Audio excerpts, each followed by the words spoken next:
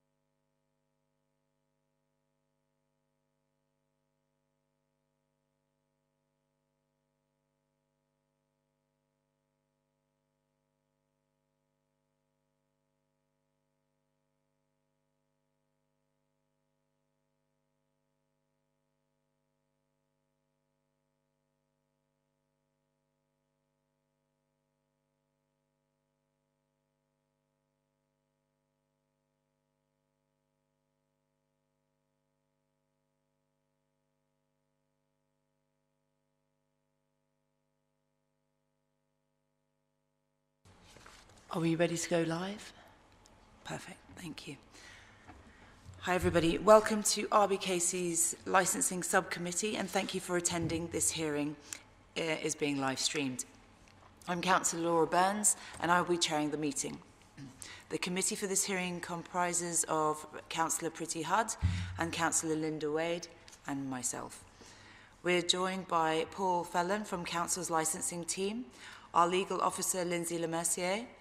Also with us is our committee officers Holly Weaver and, she's not, but Holly Weaver and Tommy Hammer and Jerome Terhern.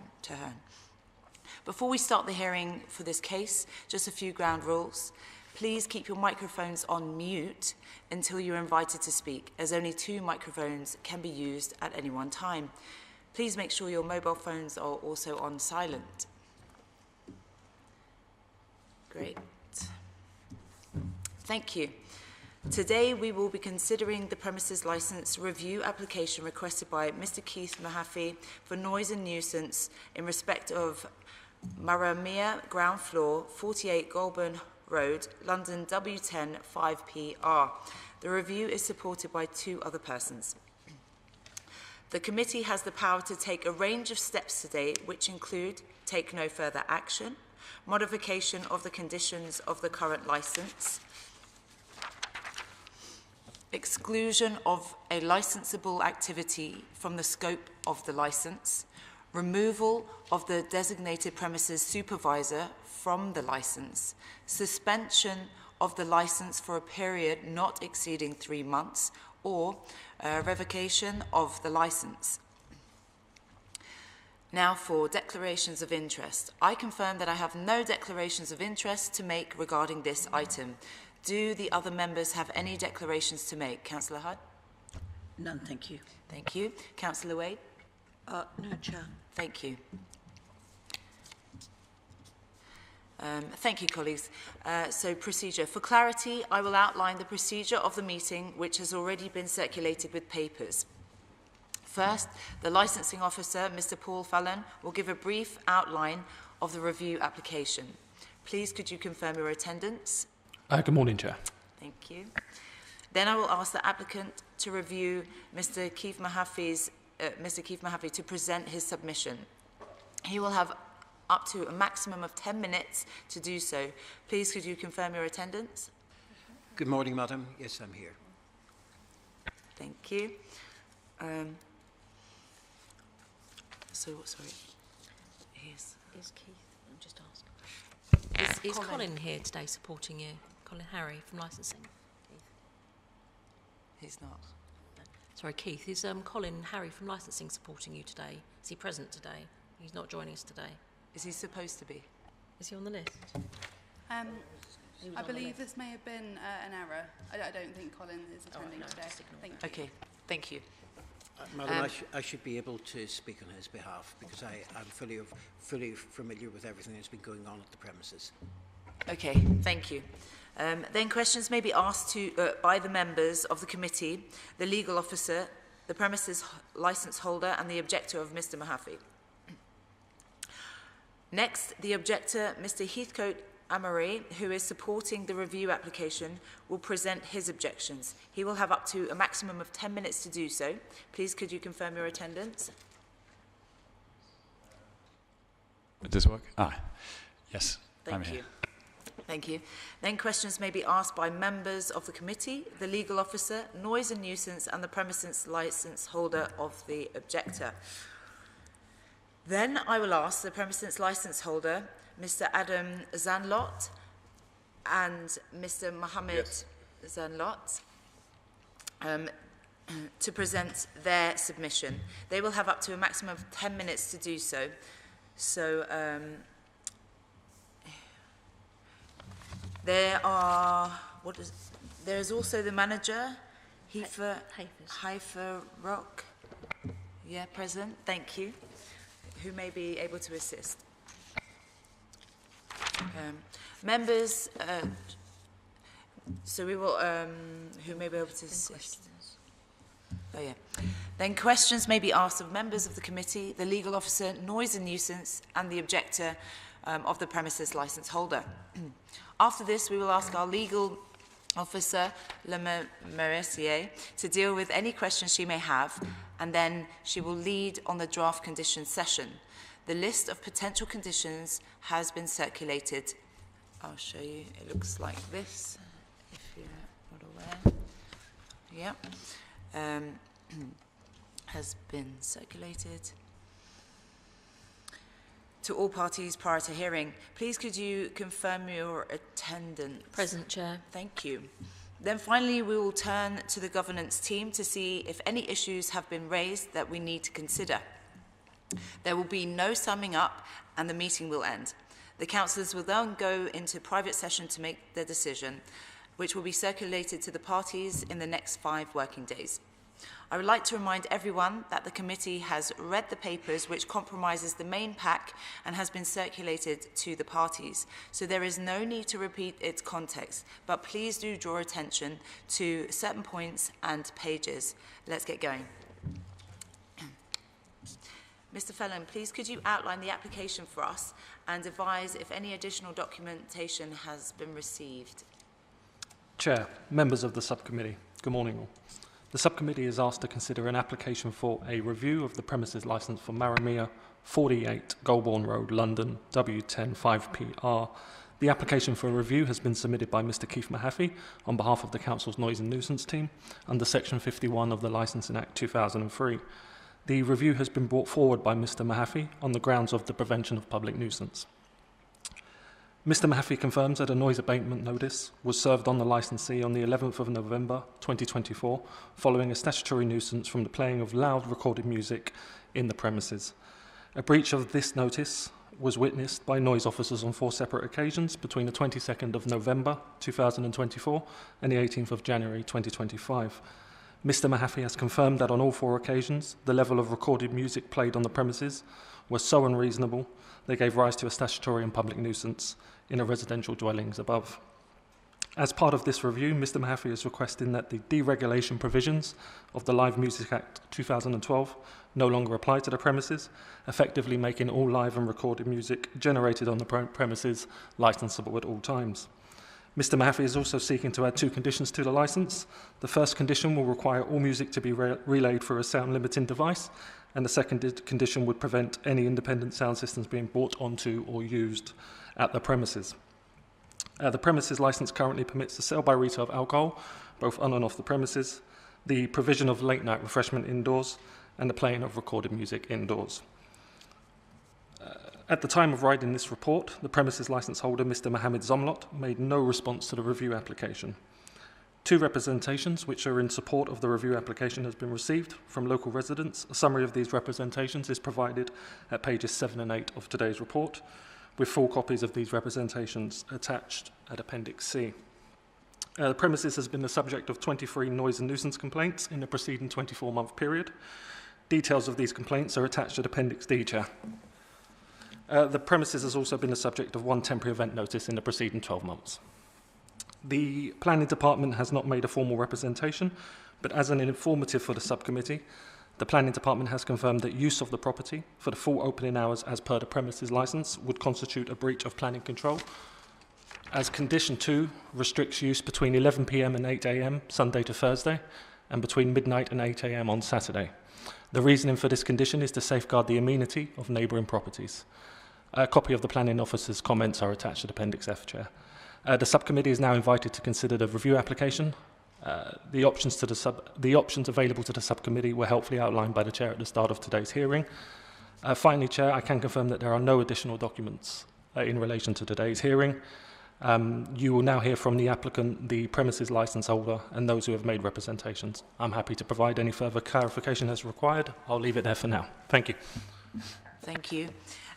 Now for the applicant for the reviews case. Mr. Mahaffey, please can you specify what steps you are asking the committee to take and then present your submission.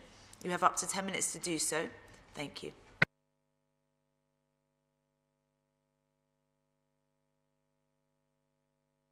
Right. Good morning, Madam. I hope you can hear me. What I really wanted to do today was to outline the situation at the premises, and I'm grateful for your time to hear this application. Basically, when we have issues with regard to music transmission and properties, we always look at how do we resolve them. Now, we have worked with the premises, as you can see in my representation, or in my outline of the review application, to deal with the music. The premises is in Goulburn Road. It was a ground floor restaurant, and basically they are licensed up until midnight on a Friday and Saturday evening. And the issue was that the music that they generated was loud inside the premises to create cultural activities inside the premises, which the premises will be able to explain more to you. And as a result of that, we had disturbances on a Friday and Saturday evening in the flat directly above. Now, we've dealt with this by working with the premises. The premises have now refurbished the basement, and they have now created a link between the ground floor and the basement.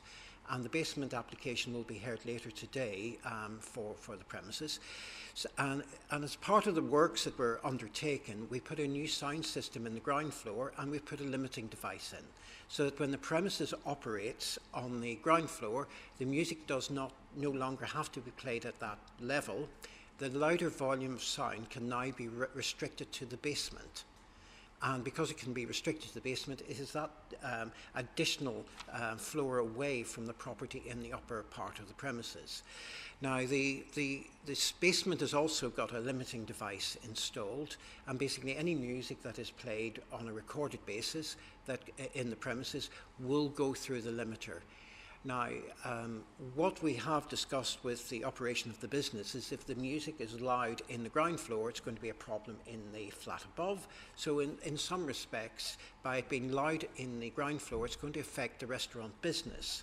And by affecting the restaurant business, by being too loud, they will have a kind of a self-regulating approach to basically keeping the levels contained within the basement if louder volumes of music are actually being generated. When we went forward with this review, it was basically purely to take away the deregulation. It is not a mechanism to take away the license. It's not a mechanism to suspend the DPS or to create any other additional things. We are purely looking at the deregulation to be removed so that at all times when the premises is operating under the license on the ground floor, the music will be licensable and the licensing conditions will apply that are attached to the premises license. We have no issues with it. The premises have worked well with the council, and I want to basically establish that. You know, this is not personal, this is professional. This is something that we feel is appropriate. By taking away the deregulation, we create the circumstances where loud volumes of sound cannot be generated in the ground floor, as has been in the past, to cause nuisance to neighbours. And, Madam, it's purely that. We just want the deregulation removed. We are not looking at changing anything on the licence apart from adding the two conditions that I have outlined in my representation. Thank you. Now, any questions from the committee? Councillor Hudd? Thank you, Chair. If I may, I have one quick question for Mr. Phelan. Mr. Phelan, could you just confirm if there have been any further complaints since the 18th of January this year? I can have a look into that now and get back to you in the next couple of minutes, Chair. No, then I've got another one. Yeah, sorry. Yeah, it will just take me a couple of moments to look at the system and verify that. Okay, please. Thank you No for come back. Mr. Mahaffey, thank you for your presentation. You talk about this self-regulating approach for the management to play music. Given so far that there have been so many complaints, how confident do you feel that the management of this venue would take that on board and behave responsibly? I have confidence, madam. What I would say here is that the sound levels for the recorded music on the premises are limited, and they have been set. And they've been set at a level that will not give rise to public nuisance. We are not looking at inaudibility. What we're looking at is the level of sound that will transmit from the premises to the residential above, but not give rise to a nuisance. There will always be some noise transmission. So they have. What we're trying to do is we can have the formal restriction through the limiter, but we also have to look at the way in which the premises operates and what they can do as part of good practice in their general operation. If it is loud in the ground floor, then basically it will transmit upstairs. And if it affects your ability to sell food as a restaurant on the ground floor, then clearly it's not going to be in the interest of the premises to operate in that manner. So we're hoping that that we have the formal route through the limiting device, and by having that limiting device required at all times that the premises operates under the licence, by the removal of deregulation, then we have comfort that the premises can operate in such a way that it will not give rise to further nuisance and promote the 4 licensing objectives. Thank you. And Ms. Mahaffey, the sound limiter, can it be overridden by the management? No. Okay. And one other thing, would you recommend that there's only sort of background music that's played on the ground floor, but if they have a live music or external, music system that comes in, that's only played in the basement? Madam, what I would say is that we are not taking away the right to have recorded music. If you want background music, it would be background music is not licensable because it doesn't entertain. But we're not asking for that. There will have to be a certain amount of entertainment or ability to entertain. What we're looking at is a level that will not give rise to nuisance, and hopefully that will be the level that the sound limiter has been set at. And my final question to you, does the venue have capacity of installing any soundproofing on the ceiling? There's always a possibility, but a lot of it comes down to cost and basically if you have to do major sound insulation works to a premises, it's going to be costly, and it's also going to affect the ability of the premises to operate while those works are being done. So there will be additional cost. What we look at here is a mechanism to basically manage the sound levels so that we don't cause, we can solve it without requiring sound insulation, because it would be an unreasonable cost if it can be managed in a certain way without those works being done. Thank you, Chair. Thank you. Councillor Wade? Councillor Hudd has asked many of the questions, but my concern is that the ground floor was previously a restaurant, and there seems to have been a change in business model. We know from experience that the fabric of the building, they may certainly put sound insulation on the walls, but I would come back on the question as to whether or not sound insulation should be applied to the ceiling to prevent noise transmission to the flat above. There's also the consequence of the ground floor and the basement. and whether or not music will be played in both locations, which may not be the same, or are they going to be interconnected? I mean, that's something that I'll ask the applicant. But you do have almost like a double whammy if you have 2 licenses for 2 floors. One of them here, I understand you say that you want to regulate what was previously deregulated, but in the basement, which we'll hear later, won't have the same provision. So I'm concerned about enforcement. I'm concerned about the response of the business management if they have failed to comply with other complaints. How can you be so confident that they are going to comply now? Madam, what I would say is the premises are a restaurant. There has been no change of use on the premises. They are a restaurant. There's just on a Friday and a Saturday night, they play a little bit of louder music with regard to their cultural identity, and the premises can explain that all to you, madam. But what I would say is that it's only on those part of the later evening that these levels of music are actually generated. Normally, we don't have issues with the premises. You can ask for sound insulation, but we have to be reasonable in what we require them and not put additional burdens or costs on our premises.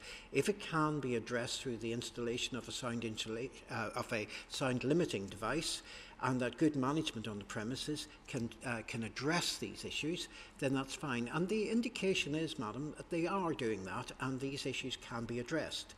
So I don't have a particular issue of the sound insulation.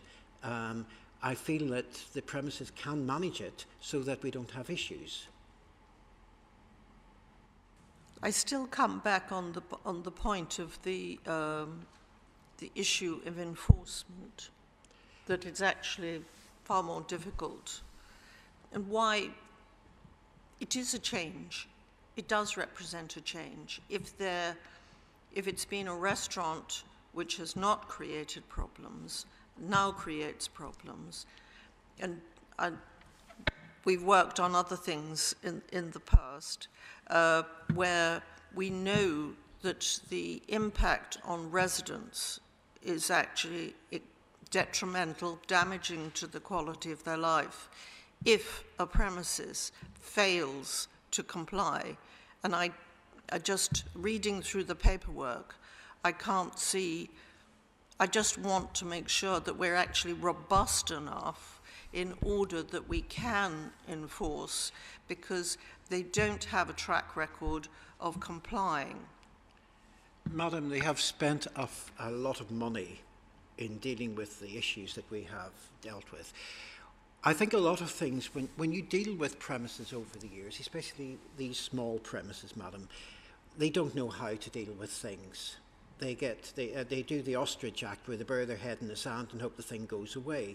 And people get stressed out when they actually when they have these issues in front of them. What I would say is that the premises have been very proactive with us. They actually sat down with us, we went through it. We got a sound engineer in to basically go through the sound system, redesign the sound system, take away the bass from the speakers on the ground floor so that there's not a lot of bass being generated or low frequency sound to be generated. The level has been reset in such a way that it will not inhibit conversations. And it's at a lower level on the ground floor than what it will be in the basement, because the basement will be that little bit further away.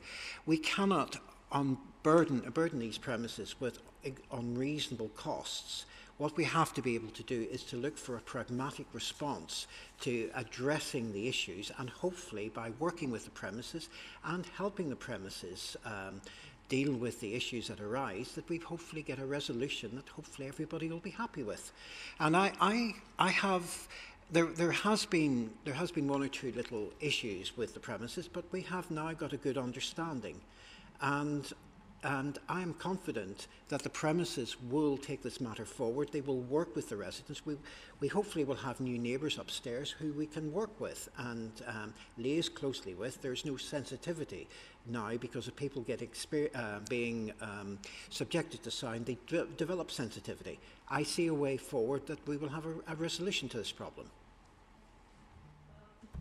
Thank you, but I come back to, you say they were proactive, but were they proactive because of the result of the review, or was it because they were actually doing refurbishment of the property, including the basement, in order to double their capacity? The latter, madam. The latter.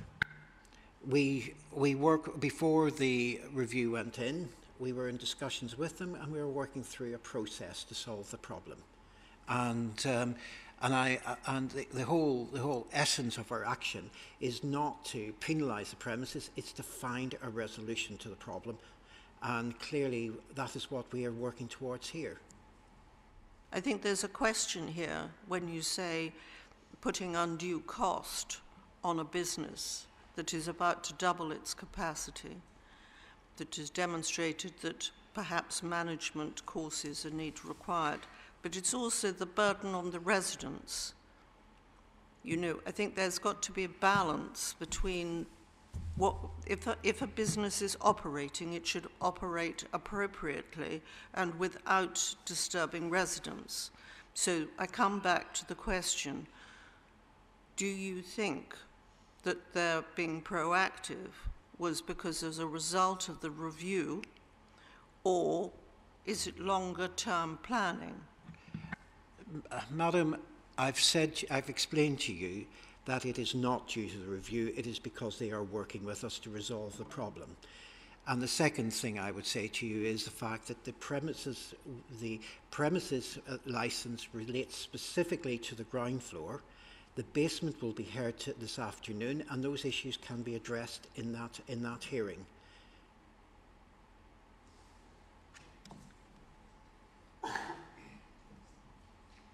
Thank you very much, Mr. Mahaffey. Thank you. I just have a couple just to add to the mix. So obviously they're currently working ground floor and they want to move down to the basement. In some of the complaints, it showed that there was vibrations and sound travelled up a couple of floors. So it would go maybe up to the third floor. If you're moving it down, you're still going to have some interaction with the second floor, so still the residence floor, or are you aware that they've done stuff to compensate for that? Yes, there's been a couple of measures that have been put in. The whole thing, first of all, is a limiting device that's gone into the premises. That limiting device will set a level, and then that level, it will, no matter what the music's generated, it will not go above that level. The second thing about it is all the speakers have been lowered from being right next to the ceiling, brought down to head height, so that you don't actually have to play the music at such a loud volume. And the third thing is that there's been isolation put into all the speakers to stop the vibration going into the structure and then re-radiating up in the properties above. There is also the fact that the bass for the music, if you put music on in one room and you listen to it next door, all you hear is the bass coming through. And if you target that bass by putting it where you want it and by restricting it and taking away excessive bass from the speakers, you then stop that bass going upstairs into the premises. So it's a standard textbook situation that has been done here to basically address the sound issues. It's also been done by a very competent sound engineer who I've worked with for, I wouldn't like to say 30-something years. And he is the sort of person, when he gets involved in a premises, he comes up with the goods and solves them. Okay, and just on that, I understand you have a limiter and everything, you're satisfied with it. Have you gone into the residence property since to just double check? We haven't been in from my understanding, we Okay. haven't been in the flat above since the limiter has been adjusted, but we haven't had any breaches of the limiter's been set, but we haven't had any breaches of the abatement notice since the limiter has been in place. Okay, thank you. That's all for now. Now, any questions from our legal officer? Thank you. So, is there a separate sound system on each? Sound system on each floor and separate sound limiters on each floor, or does one control both? Basically, it is zoned. You have two zones in a limiter. So you have a zone in the ground floor and a zone in the basement. And the zone in the ground floor will be set at a lower level than the zone in the basement, because the basement is that little bit further away and enclosed, more enclosed within the building. So you're setting the level at the ground floor so it's lower, but there'll be a different level set for the basement? Yeah, because precisely. Okay. Thank you. And the other question I just wanted to check, so in relation to the abatement notices, there were 4 recorded breaches that you've mentioned, and 2 fixed penalty notices issued, which were discharged presumably. Have there been any other, since the report was written, have there been any other breaches in addition to those 4? Not at the moment. The whole thing now is getting this problem resolved, and that's what we've been working towards. Okay. I think that's it for my questions. Thank you. I have one more from Councillor Hudd question. Thank you. Thank you, Chair. Mr. Mahaffey, the installation of the sound limiter, etc., did that happen after they were issued with PCNs and abatement notices, or was it already in process before then? It was. I can't remember the date. It was in place in early March. In early March. In March, did you say? Yeah, it was installed in February, I think, wasn't it? February, and then it was set in February. It was set before I went on leave at the end of February. Right. Okay. No, but when did they? Sorry, I'm not being very clear here. Did they engage the sound system engineer after the PCNs or before? Well, it was during when we had started to have all the problems. What you do, madam, is you meet with the premises. You try your best to understand the problem and to understand the premises. You know, as I explained, a lot of the smaller premises, when they deal with these sorts of issues, they don't know what to do, and that's where we have to come in and assist them through it. And that's what we were doing in January and February of this year, was to work out a means to resolve the problem, and that's when we suggested getting a sound engineer in place. It was because of the breaches and the fixed penalty notices that we were experiencing that we went forward with a meeting to try and get a problem resolved. Thank you. Yes, the other thing we try to establish as the bench here, how long have they been open since then? How long have they been open for? All the time. Thank you. Sorry, yes. They did close for a couple of days to undertake some of the work on the premises, where they actually installed, upgraded the walls separating the ground floor of the premises from the hallway to the first floor. They put an extra skin of plasterboard and did work inside the premises to try and contain it and add a little bit more isolation to the speaker system. Thank you so much. Thank you, Chair. Now, any questions from the premises licence holder?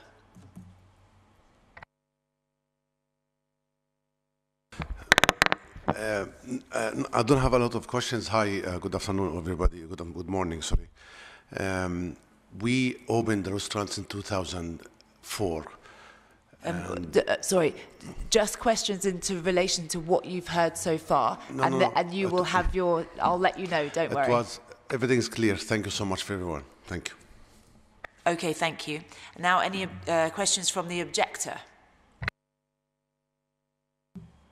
I'd just like to ask if there was any more follow-up on the complaints, because I think, according to my notes, there have been complaints more recently, and specifically Monday the 31st of March, but we'll hear more. I can do that now if you're happy, Chair. Yes, let's do it. So just to clarify, since the 18th of January 2025, there were 8 complaints. These are shown on the report at Appendix D, and that is pages 33 to 36 of the papers for today's hearing. When does that take us up till? Because obviously the final works were put in on the 17th of February. When was the last complaint? The latest complaint would be the 31st of March 2025.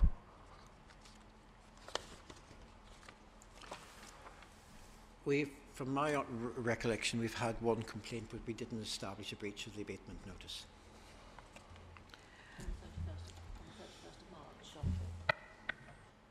Is that on the 31st of March?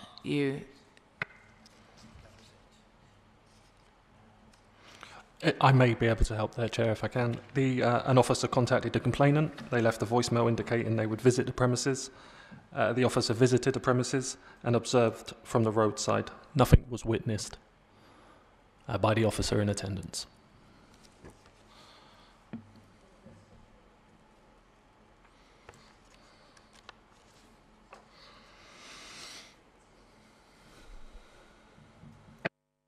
What was the outcome? Just repeat that. Nothing was witnessed by the officer in attendance.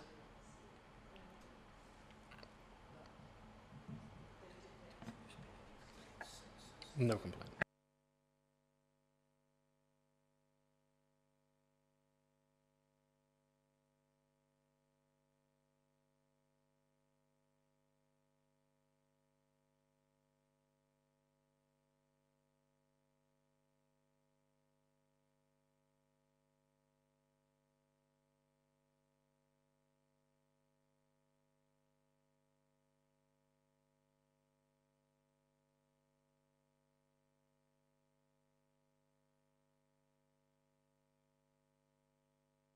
So in our list of complaints, we do have the 31st of the 3rd, and the music in the basement was loud enough to be heard on the top floor. That kind of goes back to the point that I was making to you earlier, that the sound does carry, even though it might be sort of restricted or whatever, it's still, people are still noticing. Obviously an officer didn't hear it by the time they got there. Yeah. The time is quite late. Sorry?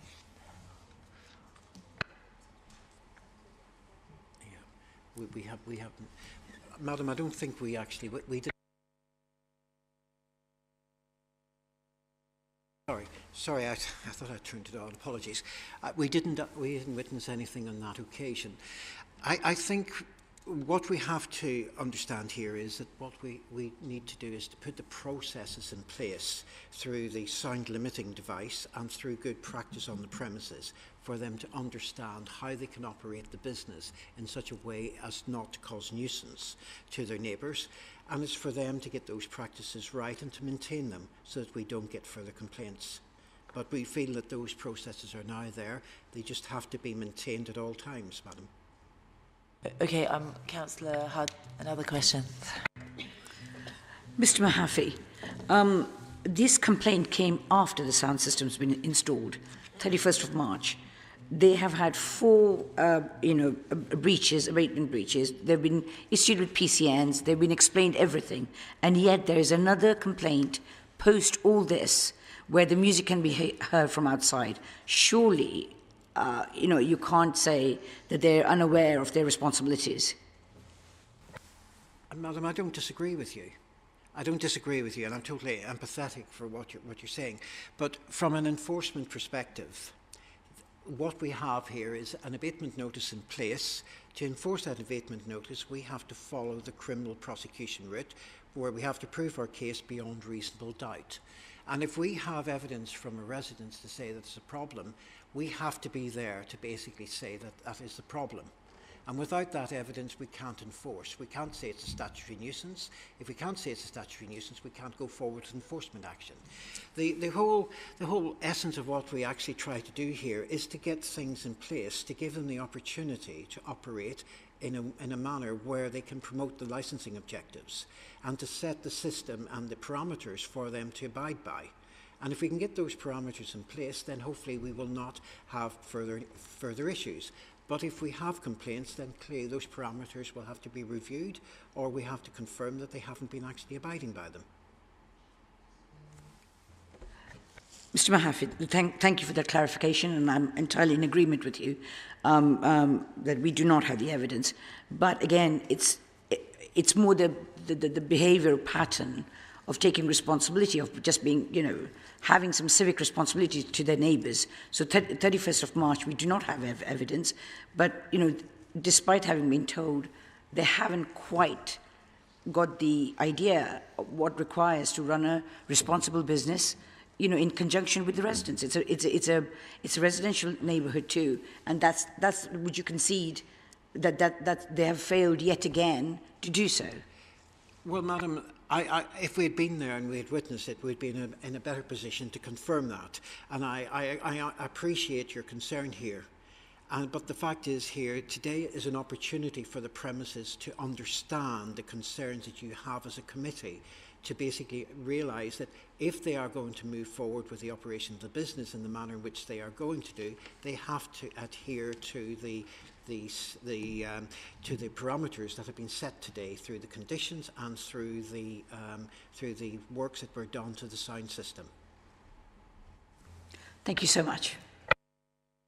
I don't know who's best placed to answer this, but I'd like to have the time that the noise was logged and the time that the officers actually attended. But page 33. No, but I mean it's. When it was logged.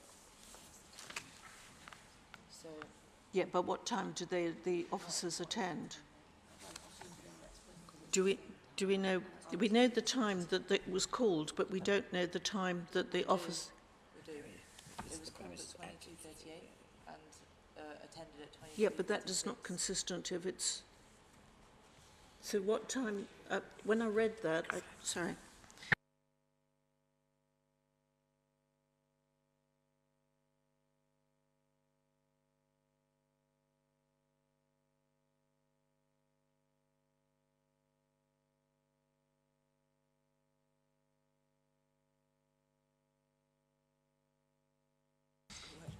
I was just clarifying it because it wasn't very clear. Sorry about that. There seems to be an hour in the response time. Yes, Madam. So I believe the licence on that day finished at what time? Maybe Mr. Phelan can clarify that. It was on a Monday, so they would have been finished by the time they got there anyway. So That's right. This premises licence at present finishes at. Just checking. 1 second. Sorry, there are a lot of So 31st of March was a times. Monday, and licensable activities on a Monday, the latest licensable activity is 11 p.m. and closing's 11 p.m. So basically what I'm trying to say is that the resident called in while it was operating. The officers that could define it as being a statutory nuisance arrived after the premises had actually closed. Therefore, quite hard to assess a noise at that point. Sorry, we've laboured it, but it's just a lot of times and dates. Just want clarification. Would you agree it's hard to establish a statutory nuisance when the business is closed? I don't disagree with that. What I would say is the fact that it's a Friday or Saturday night are our busiest nights. So we would expect people to be run back as quickly as possible. We have 2 teams on, but the fact is sometimes they can't get there until after an hour. depending on what complaints they have previously. But we have been to the premises, we've witnessed breaches, our officers have been able. On the 31st, it was circumstances. And if somebody contacts us at 10:30 and the premises closes at 11:30, then clearly we only have that hour envelope to get there. So all I would say is that we will work with the residents in the future to make sure that what we agree today will be maintained so that we don't have further problems. Would you agree, Mr. Mahaffey, this was after the installation of the limiter? Yes, but on the 31st, madam, we haven't been to anybody's premises to make a valid assessment. What we have is evidence or information from a resident in the premises. I'm not saying it's incorrect, but I would be concerned that if the levels were so loud inside the premises that it caused a problem, that the limiter may not be appropriately set. But if we'd been along there and found that the limiter hadn't been appropriately set, then we would come back and we would try and reset the limiter. Earlier you mentioned that once the sound limiter is set, that it can't be exceeded. It can't, because I don't know if you understand what the limiting devices are. Extremely sophisticated, madam. And what you do is you set a program. They're all done in a computer program. The computer program is held by the installer. It is not held by the premises. Years ago, you used to be able to go in and take the plugs out of the limiter and just reconnect it, bypass it. You can't do it with these systems. It is a sophisticated system that they have to comply with, and it's in the system, and they can't, by taking it out or disconnecting it, the whole system's disconnected. You say they have to comply with, but can the system be overridden? No. It can't. The only way it can be overridden is by the computer program and the sound engineer coming in and changing the settings. The premises don't have direct access to it. So it can be overridden by a sound engineer. So anyone that is a sound engineer has the ability to do it. You have to have you have to have a passcode. Fine. You have to have the computer program. You have to go in there, and the only person that can override it is the sound engineer that installed it. These are sophisticated systems. They are not. They're not the old system where you could put a bit of chewing gum over a microphone and basically hope that the thing would not work. You cannot bypass these systems. They are intricate, they are involved, and they are very sophisticated. So they do give us comfort in environmental health that if you have a proper sound limiting system in, that if it is installed and set at a right balance, it will be maintained and cannot be overridden. During all these investigations, was sound monitoring equipment not placed in the residential properties above to see whether there was a general level or when it exceeded? Because it's very difficult. I acknowledge that we have limited resources. I acknowledge that officers can't get to the site. But if this is a business which appears to have changed its business model, wouldn't it have been a good idea if you to have installed monitoring equipment, sound monitoring equipment in the properties above? Can I explain the thing about a sound? This is a criminal action we have to take, madam. It is basically, it's an enforcement against an abatement notice. It's criminal. The burden of proof is beyond reasonable doubt. And if you put a recording device into somebody's property and you try to enforce through on a beyond reasonable doubt basis, you cannot say that what you record came from the premises, because there's always a possibility that somebody could be playing music in the ground floor and that music could then be recorded in the first floor. It's not sufficient. We need to get officers there because we have to stand up in court and we have to be able to prove our case and to convince a judge that that our evidence will secure that test. We need to be on the premises to confirm that it is a statutory nuisance, and that statutory nuisance then can be then tested in court by the judge, so that he is assured that any action that is taken is appropriate. No, we can't use recording devices. Recording devices are totally inappropriate in these circumstances.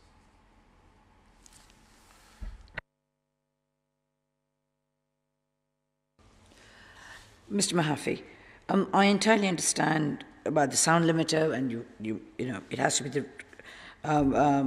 right sound engineer who can override it with the code, etc. I think it's absolutely clear. I have to say, and of course, I understand where you're coming from, that, you know, we have to have proof. And what you're implying is that the complaint that arrived on the 31st of March is more hearsay, because we do not have any proof, so we can't prove it. But having been a resident myself in the past, living near a pub, I do, you know, I don't, in my experience, residents do not complain unnecessarily.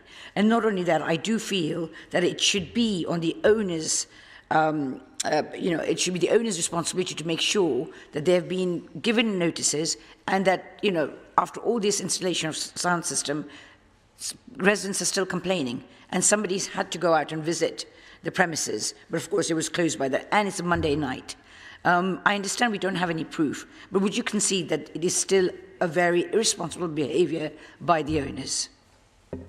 Madam, if we have evidence to determine that, yes. I don't have an issue. I mean de facto. I'm not talking about evidence or legally. I understand absolutely. Yeah, but Madam, as I keep reminding you, this is a criminal action that we have to take to we have to take to court, and we have to be able to prove our case.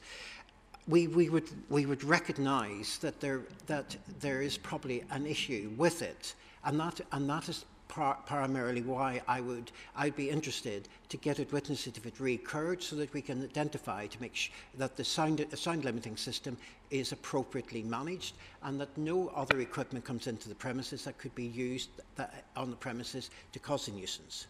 Thank you. I mean, as long as you recognise that the breaches are still happening, I mean, you know, all that, and because not every time, as my colleague Councillor Wade has said, not every time when a resident calls, you know, the staff is not around to go and check out the premises. But as long as you recognise that you will be working with them closely, and they'll be reminded again. But what I would say is we have to create the circumstances where the premises can operate, and it's like giving somebody a bit of string to hang them. They can hang themselves on it, or they won't. You know, if you set the parameters, you set everything in place for them, and they follow the rules, then there'll be no nuisance. But if they don't follow the rules, then clearly that is something which we'll have to address further in the event of any further action that we'll take. Would you concede that there have been set parameters and they're still not abiding by that? Well, the parameters are now in place, but again, we have to prove that they haven't, and that's really where we need to do. But I do share your concern that if we had a complaint on the 31st, and that says that the music was loud in the top floor flat of the premises, there is something that there that does give me concern. But I'm not poo-pooing that. But the fact is, it would be useful for us to be there so that we could, if we had that evidence, we could then go on and address it. But in practice, that's not always possible. In the meantime, the residents do have to put up with it. We work so hard with the residents to basically provide them with a service, but we can't be everywhere at all times. Indeed, of course, absolutely. But we do our best, Madam. Thank you so much. Okay, thank you. Now, for the objector's case, Mr. Heathcote Amory, can you specify what steps you are asking the committee to take, and then present your submission? You have up to 10 minutes to do so. Thank you. I'd echo certainly my tenant has been really appreciative of Keith and his team's work on this, so they've done as best as they can. There is some, I think he said, again, this is slightly annoying that he's not around, or they're not around, but there is an element of, apparently if you call the nuisance helpline after 8:30, they can't come round to see you that night. So obviously for any nuisance to be registered, you need to have a quite semi-unique circumstance where the noise is so loud before 8:30 you can call them, and then they need to be able to get round before the premises is closed. So evidence is everything, I accept, but it's also hard sometimes to get that evidence. But first, I'd like to start by just saying that we moved to Golborne Road not for the peace and quiet. We fully embraced living above a restaurant, family-run restaurant. We back onto the main railway line. We're not there for peace and quiet. We're very happy to take the rough with the smooth. But I think that there are limits. We've had a succession of tenants since we moved out when our family was too big to live at Golborne Road, and there've been never any problems at all until 2024. For a decade at least, Maramia Restaurant has been a quite quiet family-run restaurant with an emphasis on the family. They are the whole family were involved, but I think in 2024 there's obviously been a change, and certainly, I mean, I've got a restaurant in Devon. We don't have very loud music and we don't dance on the tables, so I don't know what the definition of a nightclub is, and I don't know what the definition of a restaurant is, but there is presumably a line that gets crossed. So really, it's since that that's happened that's caused the problems, and there have been problems recurring very regularly. Obviously there's a difference in a technical breach of a regulation and a nuisance and just an annoyance and a noise, and there's been obviously a lot more annoyance than there is technical breaches. Everything that Keith says is absolutely right. If the limiter works, that's absolutely fantastic. That's all we look for. But obviously, it's the limit on which the music is put at and whether that limiter actually works, because all the evidence so far is that the limiter doesn't work, because the evidence is that the tenants are still annoyed, and so they're so annoyed and so frustrated that I can't remember when the limiter was put in first, and there's obviously some fine-tuning, but they've given notice now and they're leaving on the 5th of May. So you can't ask for more evidence than that of a perfectly happy tenant who has been there for nearly 4 years is now not wanting to be there. So you draw your own conclusions from that. And I understand that there isn't, Mr. Zomnot has got another premises on Portobello Road, above where Falafel King used to be. And apparently the same situation has happened there, where there's very loud noise.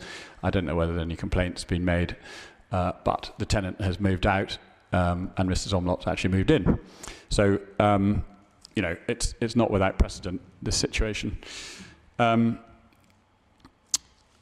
The question about the point about self-limiting the restaurant, self-regulating itself is obviously a moot point, depending on what the restaurant is. If it genuinely is a quiet restaurant where you're eating food and making conversation, that's obviously incompatible with very loud music. So the assumption that it's self-regulating is only based on the fact that it's not a nightclub. I hope I'm not rambling, but I'll finish up in a sec. In my view, that if and I've spoken to our tenants very recently, and the noise is still continuing, it's obviously untenable for a residential unit to be above a nightclub, particularly when these are old buildings. And I think the point about costs is something that needs to be brought up. When we did the renovation, we put lots of insulation in, sound insulation, which I think worked absolutely perfectly with the restaurant as it was.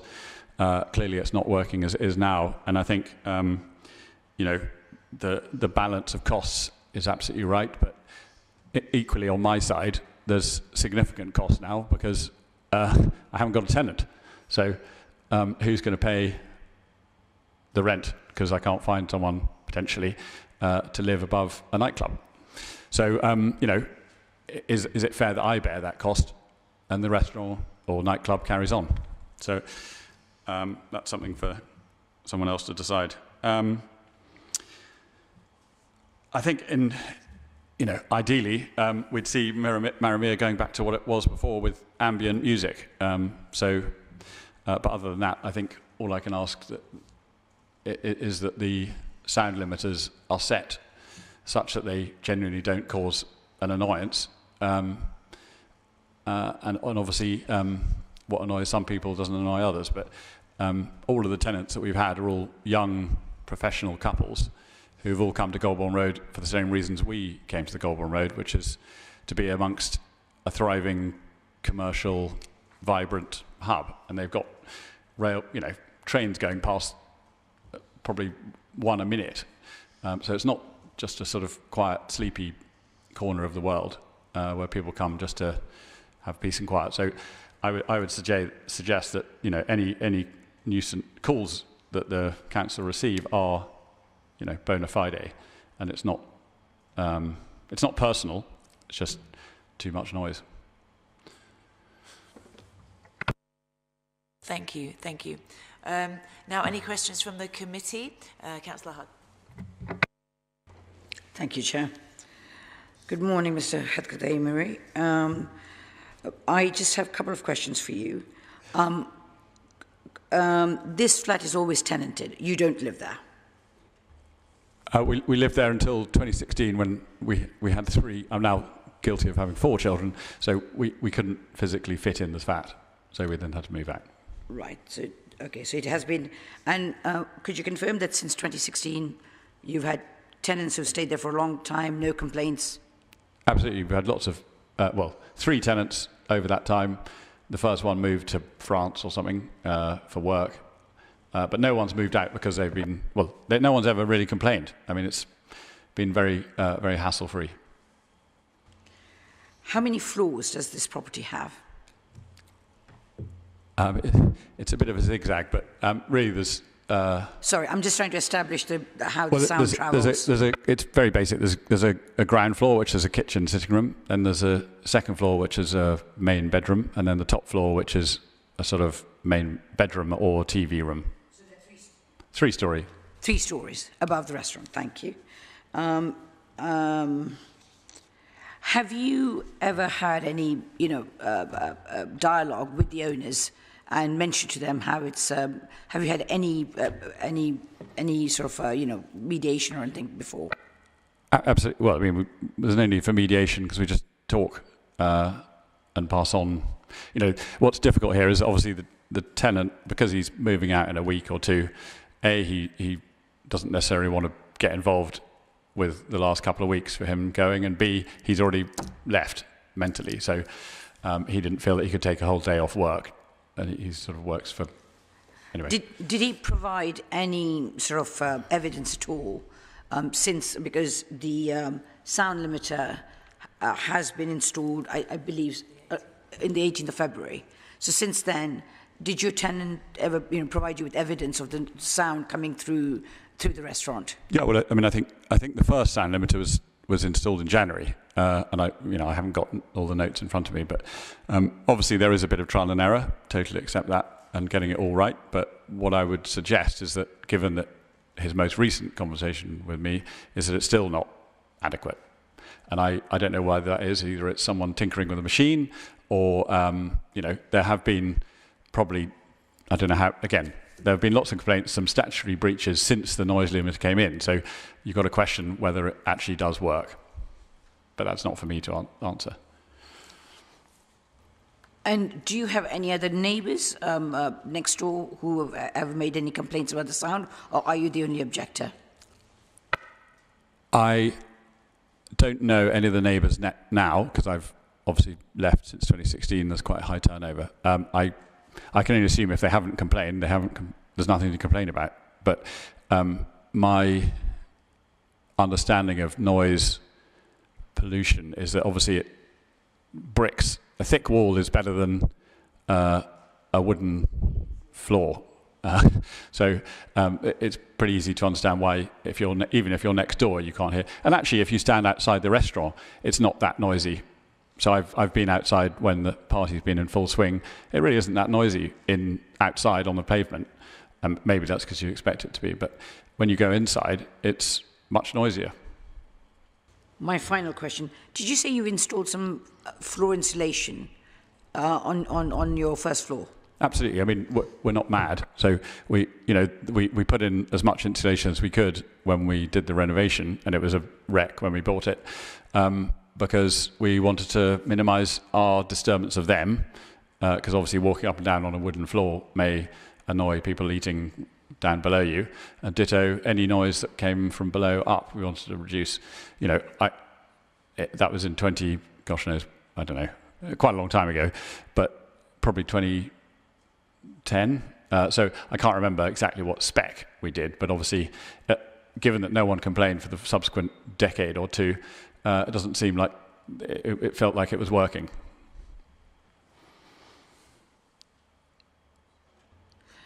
And what would you like the owners to do? I mean, is there anything in particular that you would wish the owners to do? Well, I think ideally not encourage everyone to, not have a nightclub and just go back to what they had before, which we enjoyed going to and lots of people enjoyed going to, which is a restaurant. But again, I'm not a lawyer, so I don't know the technical definition between what's a restaurant and what's a nightclub. But thank you. Councillor Wade. An academic question. Who is the freeholder? A couple of brothers who were actually born in the building, called Ishtaq and Arshad Mohammed. Have you talked to them about it? Because this is a potential breach of their lease. Well, I have spoken to them about the works in the basement, just to make sure that it was done and building control was all, it wasn't going to cause the building to fall down, and they're obviously interested in that as much as I am. But they said that the as far as he was concerned anyway, the whatever permission was that the Maramia have enabled them to go into the basement for whatever they were doing. But again, I just spoke to him and said, are you aware of what's going on? And he seemed pretty relaxed about it. No, but I mean, I'm just saying that if a lease, there are conditions within the lease, and if that's impacting on your quiet enjoyment, I just wondered whether that was something that you'd explored. So you're on 3 floors, so presumably presumably the first floor of the building is the ground floor of your flat, all right? Yeah. All right. So you put sound insulation in there, and so if you could just outline how it impacts the 3 different floors, because vibration comes into this. Well, again, this is he said, she said, because the tenant who lives there and has experienced this isn't here, and I haven't been getting into their bed to discover whether it's vibrating or whether it's them just making it up. But the claim from them is that the bed vibrates on the first floor, and I don't know whether they've occupied a bed on the top floor, but they say that you can, everything's vibrating. Thank you very much. I think Councillor Hudd's covered most of my questions. She's gone. Okay, thank you. I'm going to ask a couple of questions too. So your resident has given you notice.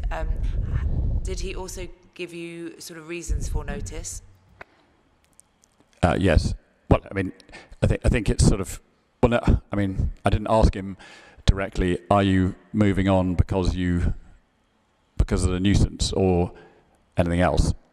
I think the only time I've really been talking to him in the last 9 months has been about the nuisance. So I sort of put 2 and 2 together. But again, maybe it's a bit. Well, I didn't think to ask him. Have you been there recently to sort of see what's happening, and have you seen the difference in the business, how it used to be and how it is now? Can you describe that so we have an idea? Well, I haven't been there very recently. I can't remember when. I've got a photo on my phone when I did come. At one point, I was on a Friday night. So in the old days. you know, it was a successful restaurant in a traditional sense. There never seemed to be loud music, and there were lots of clientele coming in and eating Palestinian food. Fantastic.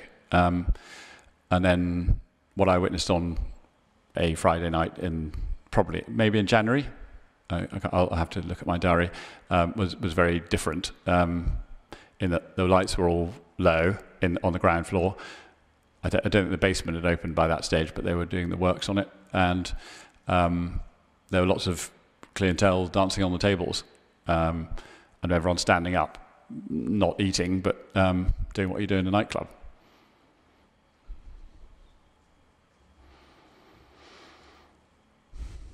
Okay, thank you. Any questions from our legal officer? No, thank you. Okay, now any questions from the premises licence holder?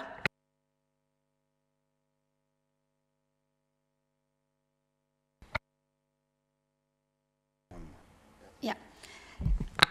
Thank you. I would like to ask a question to the landlord, if you don't mind me asking for that. In terms of, he said he done isolation and everything. So what is the level of isolation if somebody is having a quiet lunch and hearing people walking around upstairs and everything? This is like concern as isolation as well. Just I would like to understand the term of isolation. Sorry, I don't understand the question. So when you said you done a proper, like you done the ceiling, like the ceiling above the restaurant, basically it's proper isolation. So basically you can't hear anything from the premises above, right? So if people walk in, dogs barking and everything, we can hear everything. So it doesn't consider as isolation, if I understand. I don't know, my understanding is a little bit basic concern the isolation. So I would like to know what is that for, if that's clear. I'm still not sure what the question is. Do you understand what I mean? It's like when you do the isolation, because when we done the isolation basically from the downstairs and the upstairs basically, when I'm dining basically around 7:30, let's say 9 o'clock, and the music is downstairs, I don't hear the music. I can dine and eat and everything normal, compare the basement and the ground floor. But compare the floor above, when I'm sitting having lunch, obviously I can't hear people walking upstairs, and I can't hear dog barking upstairs. When I was inside I'm not talking because I'm working there. I'm talking about I'm a customer coming and dining or having lunch, basically. So when you say the isolation, how good the isolation has to be, we don't hear anything from the floor above. I don't know if you're asking what the specification is for the installation, I don't know what it is. Because we can hear people walking. You can or you can't. Pardon? You can or you can't hear people walking. I can. Okay, but we've lived there since 2010, and I've never heard anyone in the restaurant complain. No, I'm not complaining. I don't have to complain because I'm working in the restaurant as well. I'm just saying I would like to understand the term of isolation you are talking about. That's all. Sorry to interrupt. Obviously, there's day-to-day noise that you have to. I think it's not really. He's not like an official sound. Yeah. I understand. I'm not even official sound. Yeah. So for me, even for that, I don't understand even the sound system. That's the reason we bring professional people to do that, because I don't even understand what he said. So that's the reason people come and do that isolation and everything. But in terms of making noise and everything, I try my best myself to have a meeting with a neighbor upstairs to talk. Can you please let us know what is the level? I called Mr. Keith many times myself to call them to come. Could you please come and witness it and see what is the level of the sound and everything? So for the question, this is my question for him for the time being. So, sorry, can I clarify? Is the question more about we haven't had correspondence with the tenants? Yes. And so you weren't able to gauge I couldn't. They refused to have a meeting, even the tenant, even myself. I request many times. Okay. And in terms of he's saying he's sad about leaving the tenant, I'm really sad about that. We don't want to do that. Even I request myself, I emailed him to have the tenant. I get it. But at this point, we just any sort of actual questions into relation to what he's just said. So that's the best way, because Because obviously you can't really answer that question because I guess that would have Okay, I have another thing, if you don't mind me Yes, asking. please. So he did request as well, we have another second restaurant, that's true, in 274 Portobello Road, and he did say the neighbor upstairs, they had an issue and they had a problem with us. We don't have any issue, we don't have any problem, and we don't have, and the sound where the music on the 274, it doesn't go upstairs, the sound is downstairs, that's it. Okay, we, just so you're aware, we are dealing with this Indeed. particular restaurant, so both of you mentioning the I other appreciate. restaurant. Thank you. Don't worry. No, I'm not. I'm not mentioning it, but because he mentioned it, I just respond on I that. understand. That's all. That's Thank fine. you. That's fine. Thank you But so yeah, much. That doesn't go into our consideration because it's about this property in Indeed, particular. yeah. Yeah. That's all for now. So no other questions. thank you. Okay, thank you. Now, any questions from noise and nuisance? Yes, Madam. I would like to just explore the issue of nightclub. My understanding of the premises, it's not a nightclub. Could you please explain to the committee how you come to the conclusion that you consider it to be a nightclub? Would you not consider the premises a restaurant? Well,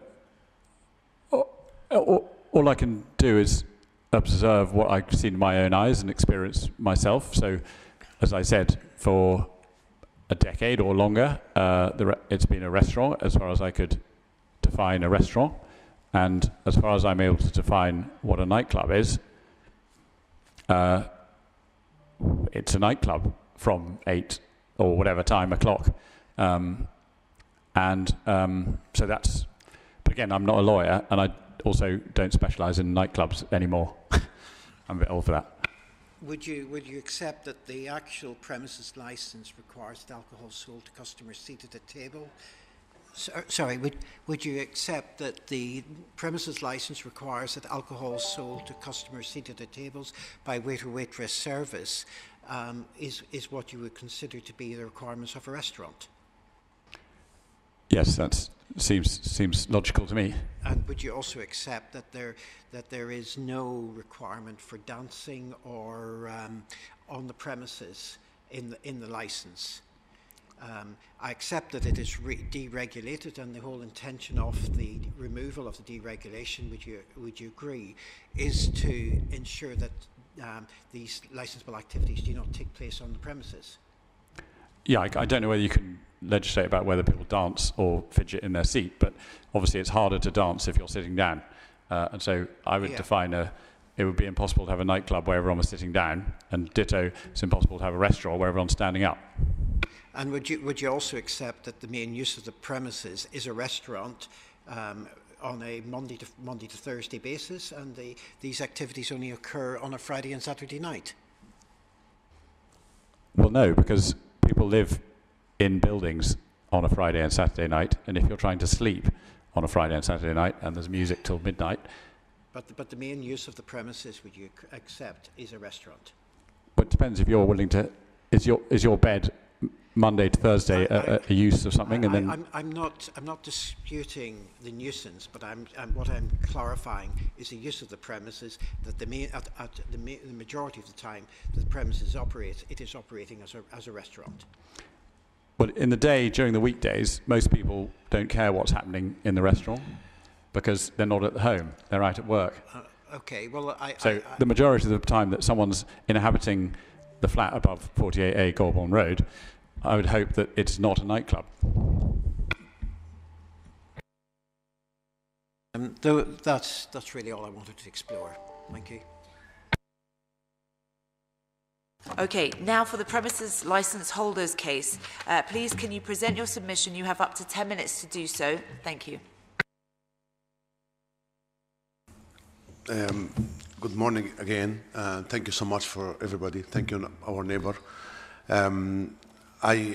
What really I care about is just, first, our neighbors since 2010, he was with us.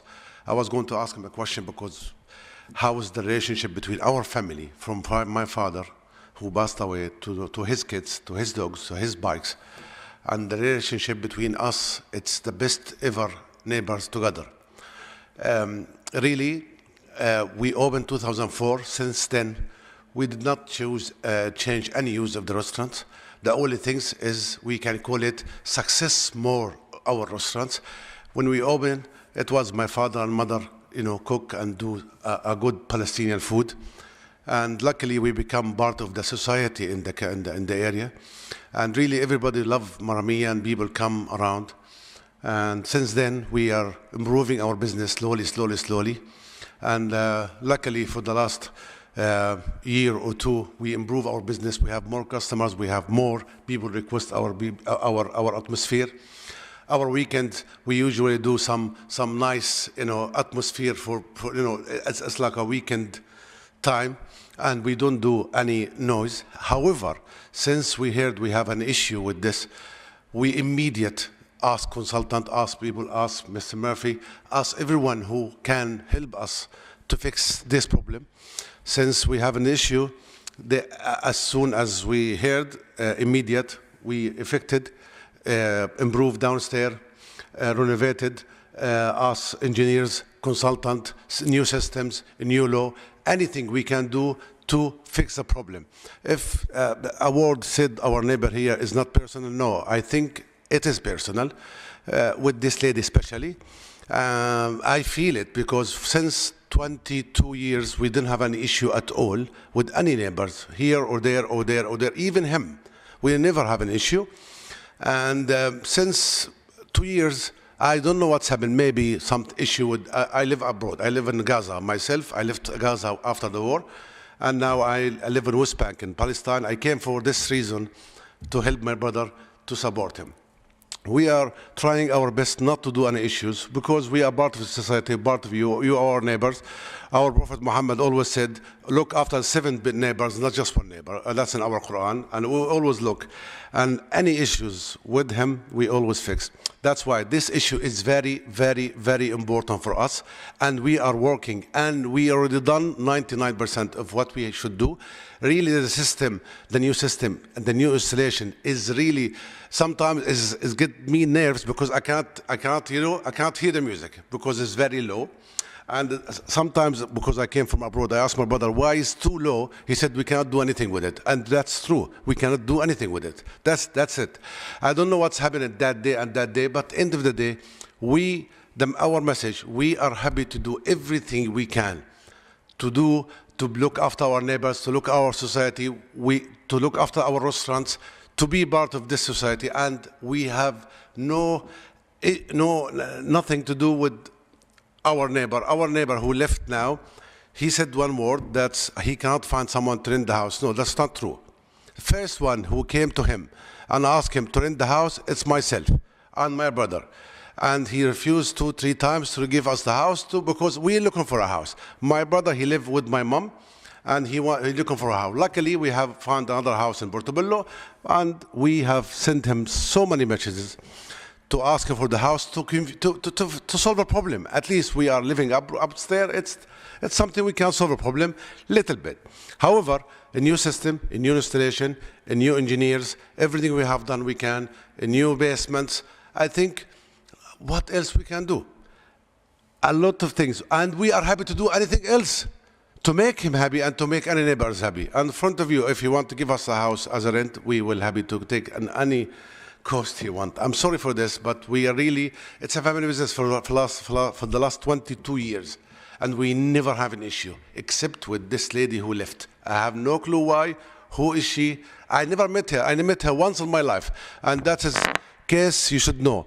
I was in Maramia, and I saw a lady came in very aggressively at 8:15 in the evening. That's happened in front of my eyes. I said to my guys, who's this lady who's shouting at you guys? And there's no noise, no loud, no music. She said to me, it's the neighbor upstairs. I said, why she came down? It's no noise, no music, nothing. She said nothing, just she came sometimes. She get nerves, she come down, shout and go. Really, I feel something personal here. Anyway, she left.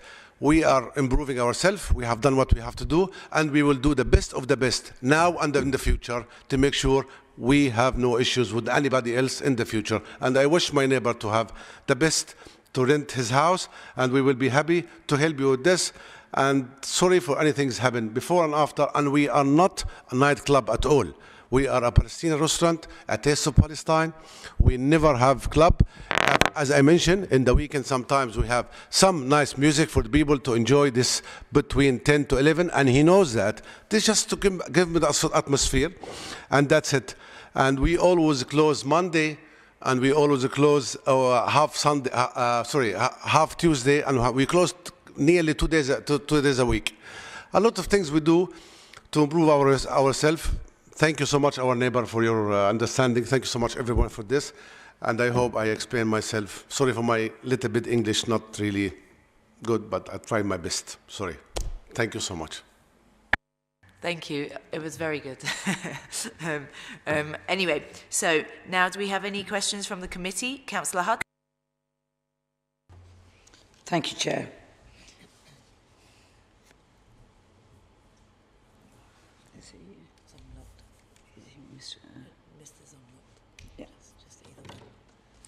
Sorry, I can't read from you. You're Mr. Mohammed Zomrod. Yes, I'm Mohammed, Hello, yes. Sorry, I just wanted to make sure. And by the way, your English is perfect. Thank you. My Arabic is non-existent, so I wouldn't worry about it. Thank you for that. I just have a few questions of clarification. So the ownership, it was your parents who owned the restaurant for the last 20 years. You have inherited it. Your brother runs it, and the lady sitting next to you manages it. And you have changed the formula of the restaurant. Before it was just a restaurant. Now you are doubling the capacity by going... Anyway, we won't worry about the basement because we're going to discuss that downstairs. And you live overseas. Could you just confirm all that for me, please? It's too many, but I'll try to understand. Okay, it's our business. It's my mom who, a friend of her, he wanted to sell the business. We bought the business from a guy, I can't remember his name at that time, 2004. And we create something called Maramiya. Maramiya is, in Arabic, is sage. Sage is something we eat, we drink it with tea. And we create Maramiya in 2004. Since then, my father and mother and my brother you work with the restaurant, and everyone, you cannot imagine, even my son, he was working there. Everybody, it's a family business, everybody helping everyone. It's just something to support us. And remember, guys, we are from Gaza, and you know Gaza, since 2005, we have the first war started, and we have after this around 6 wars. That's why we cannot support ourselves back home. My mom, she's a very strong lady. You should meet her one day. She's really strong. She used to own a big factory, dress, I don't know what to call it, fashion design factory in area called Erez in Israel, near Gaza, and they destroyed her factory, and she decided to support her family, and she started to cook and do everything until 2010. I was there because I was working for Hilton at that time. Hilton Docklands, and my brother was also working. Since 2010, I moved to Gaza to work there, and my brother stayed there. And since then, me and my brother, the lease under our name, Muhammad and Adam, Ahmad, and my father passed away in 2020 with Corona, and my mother still happily, she's still in good health, and she's there, and she's still the boss of us, and she still cook, and she teach us every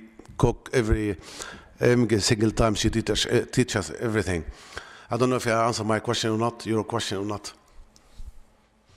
Yes, you did. Yeah, thank you for that clarification. I'm sorry for the loss of your father, and your mother truly does sound an exceptional woman. Thank you. But in the fear of being accused of being a feminist, women are normally pretty exceptional. So, so that's good. You also mentioned. Would you confirm that your formula of the business is changed? Because until 2024, it was a one-level restaurant, and now the activities of what the objective, Mr. Hedkot Amory has said, it is a restaurant, but there are activities where, you know, dancing on tables, all that, and of course, it sounds fantastic. You know, if you're in it, it sounds great fun. But would you confirm that these activities do go into in your restaurant? We did not change. We expand a little bit because since we have these issues with the noise and the neighbors, and we can call it personal. Mr. Zomrod, apologies. Actually, you don't live here, so maybe your brother could clarify that. Okay. Or the management. Yeah.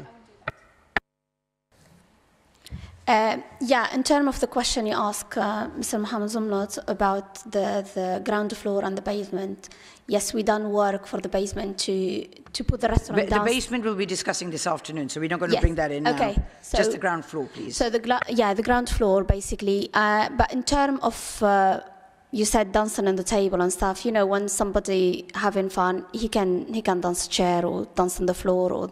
So it's not really like something like what he said, it's a club, so it's not that considered as a club.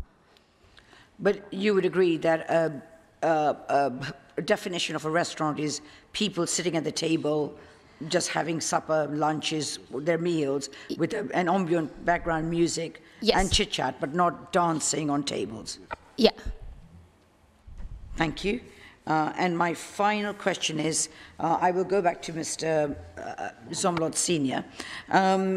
You say that you have offered to rent the property from Mr. Hetkat Amery, who is not interested.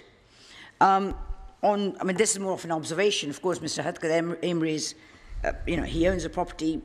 You know, he can rent it out to whomever he wishes. Of course. But have you had any other dialogue?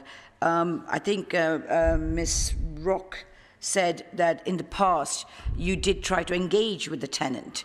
Has anybody been in touch with Mr. Hetkat Amery, the owner? No one. So no one been in touch with me except the councillor, Mr. Keith. I was calling him and we tried to arrange a meeting with him to get involved with the neighbour. But obviously the neighbour, they don't want to get involved with us. So that's Mr. Keith, he's aware about that. Could I say something, if you don't mind? And also, one day, maybe, I don't know, I can't remember how many months ago, my brother called me and said, the lady upstairs, she's, you know, making fuss of us. I personally messaged her 3 times and asked her, my name is Muhammad, I am the brother of Adam, could you please call me? I need to talk with you about blah, blah, to understand what's the problem. She never responds back to me, never. That's why I feel it is something personal, I don't know why. Just one thing, I just remember as well, one night I came to our flatmate, Roberto, his name. I was parking my car and I said to him, please, can you help me? If there is any noise, let me know via text message. And I offer him my number as well. And I text him, I said, this is my number, can you text me if any noise? He texts me and he said, there is a bit of noise. I text him back, I said, how is it now? You know what he said to me? I have even proof via text message myself. He did say to me, the people, they're talking so loud. I said, I can't put the people quiet. It's like people dining. They're not singing, but he said the talking, the chit-chat of the people is too loud. Oh, sorry, Mrs. Rock, I'm a bit confused. Who is Roberto? Roberto is the neighbor upstairs. So that's Mr. Hetkat Amery's tenant? Yes. Okay. Yes. Is that correct? Yeah, it's Robert. Okay. And even I have the proof via message as well. I have a proof by WhatsApp, what he said to me. But that's the reason. But this has not been submitted in the papers. Well, I'm happy to submit it. I didn't know I need to show it. I didn't know that. But I have it. Still have it in my WhatsApp. Okay, thank you for that. Thank you. Mr. Adam Zumlot, how often are you at the premises?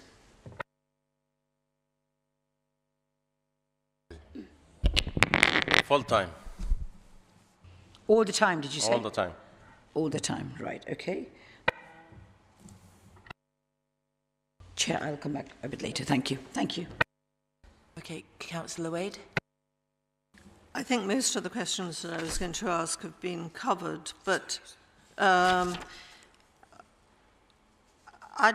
would still like to have a greater understanding as to what has changed since your mother left and it was a restaurant and the sound would have been at a level which was conversational.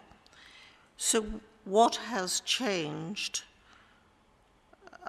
Is it your choice of music? Is it, are you trying to reach out to a different clientele?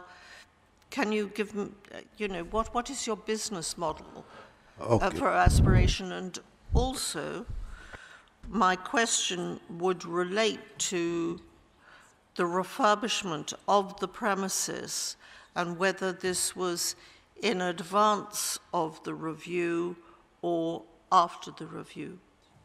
given the fact you've had complaints about noises? Sorry? No, I'm all right, Okay. Adam, is it, are you the manager? Could I Or respond? sorry. Adam's there all the time, so. Yeah, I'm trying to ask the gentleman who was present there the whole time, because it's the execution it was a family-run restaurant, and it has changed in some ways. So we need to have an understanding as to what you have changed. Is it because you're trying to reach out to a different age group, therefore the music has changed? It's just not very clear how something's been a family restaurant as now, where there have been no problems, and now there are problems. You don't mind if I answer this question? The only change really, it's the neighbor. Nothing else changed. That's there the whole time, don't you think? So I appreciate he can answer. However, you are the visible person that you said you're there all the time. So I would prefer to get an answer direct from the people that are present all the time. He said that he's just visiting. Absolutely. That's why. Thank you. His English 10 times better from me. Oh, that's okay. Take your time. We are happy to listen. Nothing changed. Just we make the basement to fix our issue with the neighbors. I done a lot to fix this problem. A lot. Times I don't want to cry. Sorry, the question that I asked was... Can you respond instead of him, if you don't mind that? Because he's not going to be able to talk. My point was that you two are kind of present I on understand. site. I will respond any question you want, Thank you. guys, instead of him. Okay. Sorry about that. Yeah. So have you changed your business model, and are you trying to reach out to a different clientele? No, we didn't change the business model. We just succeeded better, and we extended downstairs. That's all. Because part of the, from reading through the papers, that there are complaints, there have been complaints, even with the new system in place, there have been complaints. I've seen no suggestion that you want to perhaps deal with dispersal or security, which might support keeping the volume down. So, as far as I'm concerned, the sound system he had a password and nobody knew it. I don't understand nothing about electricity or anything. So, to be honest, he's the person, he done everything. And second thing, Mr. Keith, when we do something, we ask to let the neighbor know about it and have a trial. Obviously, lately, they didn't do that. But honestly speaking, I'm happy to have that over, guys. You can come over and they can check the sound system and do the level, whatever, it's happy for both sides. Because we're happy to do anything they want. As we said, as Mr. Mohammed Zomlot, we said, we'd like our neighbor to be happy, and we're happy, and we run our business quietly, and they will be relaxed as well in the meanwhile. So this is what we're trying to do in both sides. Can you confirm how many covers you have? How many? Covers. Tables. Tables. Tables, customers. How many customer? 30. Sorry? 30 to 35 people. How many servings do you do per night? Serving per night? Well, i.e., do you have 3 lots or 2 lots, or how many? So basically, in terms of the serving, because now we try to open the basement is different, but before the basement, we're not going to talk about the basement, we're just going to talk about the ground floor. It's 35 people Friday and Saturdays. And basically during the week, let's say in and out customer, like normal customer coming. Sometimes we're busy on Wednesday and Thursday night, just for dining, normal service. But usually Friday, Saturday, 35 people per night. Sorry, now you don't appear to have a problem, or as many problems Monday to Thursday. Why do you think it's worse on on Fridays and Saturdays. So in terms of understanding, is normal service from Monday to Thursday and Sunday, but because we have a small entertainment, we do it 1 hour already. As you see, the license finish at midnight, but since we know the issue, there is a problem with the neighbor, we decide to do only 1 hour entertainment only. So from 10 to 11, even we didn't even finish our license as it is on the paper. Just respect for the neighbor. I don't. So just to be clear, you, on Fridays and Saturday nights, you now have 1 hour of entertainment. It's not 1 hour. It's meant to be until midnight. But for us, because to avoid the problem with the neighbor until we solve all the matter, we just done 1 hour already since last November. And Mr. Keith were about it, and I think the neighbor they were about it as well. So so this is the change. So since last November. Since last on November, Friday and Saturday nights, you have entertainment. we have entertainment. What kind of entertainment? Is it a DJ coming in? Is it like a live? No, it's just the music. Basically, just the music. Is that live? Is that live music or is that recorded? No, music? just normal music. Just normal music. I guess that's the change. So We since last November, we never have live music in our life. No, we don't. We never we have never have live DJ music. in our life. You don't No really It's just DJ, the no same live system. music. Just normal. And the system we have now, we cannot even increase anything. We cannot. We controlled now. That's why.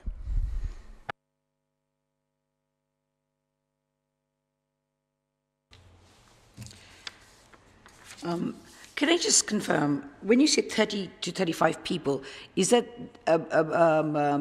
actual capacity of the restaurant, that you can only take maximum 35 people, or are you talking about tables? So between 35 people to 40 people. When we say 35 people, yeah. When we say 35 people, means like separate tables. But when we say 40 or 42, means we stick the table if they are large group to come and dine in. When we say large group is 20 people, for example. So maximum, it's a seating for 40 people, not tables. Yeah, this is the maximum seating. Okay. Okay. Now, I think. Do they have tables and chairs? Does that include the tables and chairs outside the premises, or are you talking about tables within the restaurant? The table and chair outside is only one table with 5 seats outside, that's it. But nobody uses it at night, basically. People, they don't sit outside, really. So your pavement license allows 6 tables and 12 chairs. How many have you got outside? 6 table, and you're talking about the table and chair now?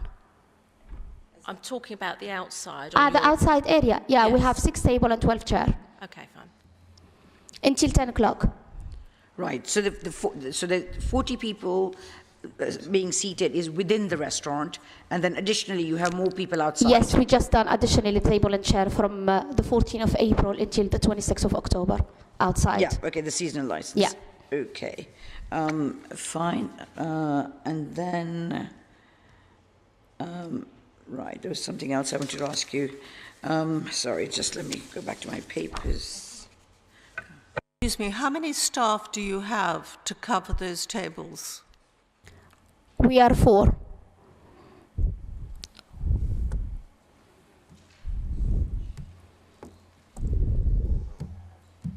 That's good.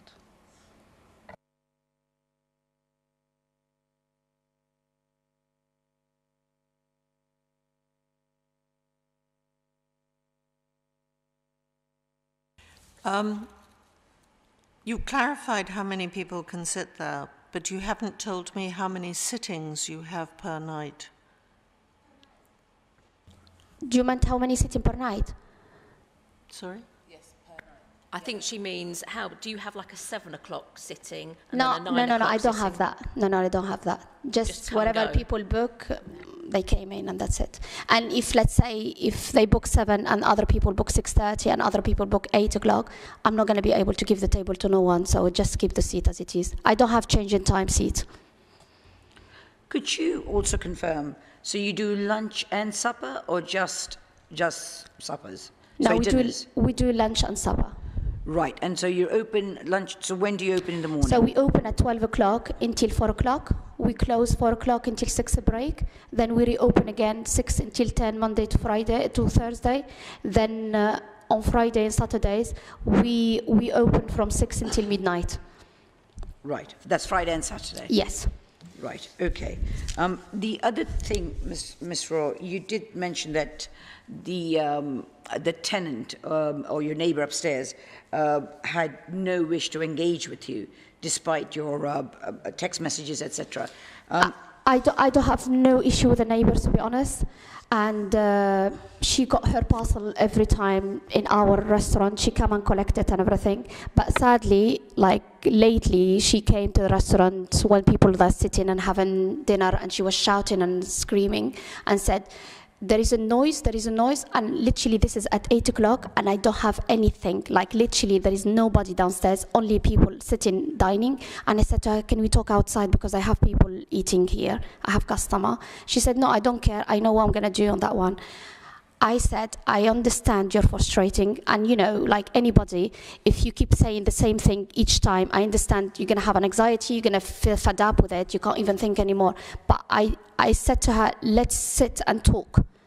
She shut the door on me and she left. So is this... this is literally lately, Mr. Keith is aware about it. The lady who lives upstairs with Robert, I assume? Yes. Am I correct? Okay, okay, right, okay, thank you. I would just slightly... My last question would be, and I put it to you, is I've just noticed that Mr. Adam Zomlot is not very keen on engaging, and he looks a tad frustrated, which is disappointing, because I think his English is perfectly good enough. Mr. Adam Zomlot is on the premises every day, and I think he should be able to answer questions. And I'm looking at all the papers here. You had, 4 breaches, 2 PCNs. So you tell me something. Why, any reason why we shouldn't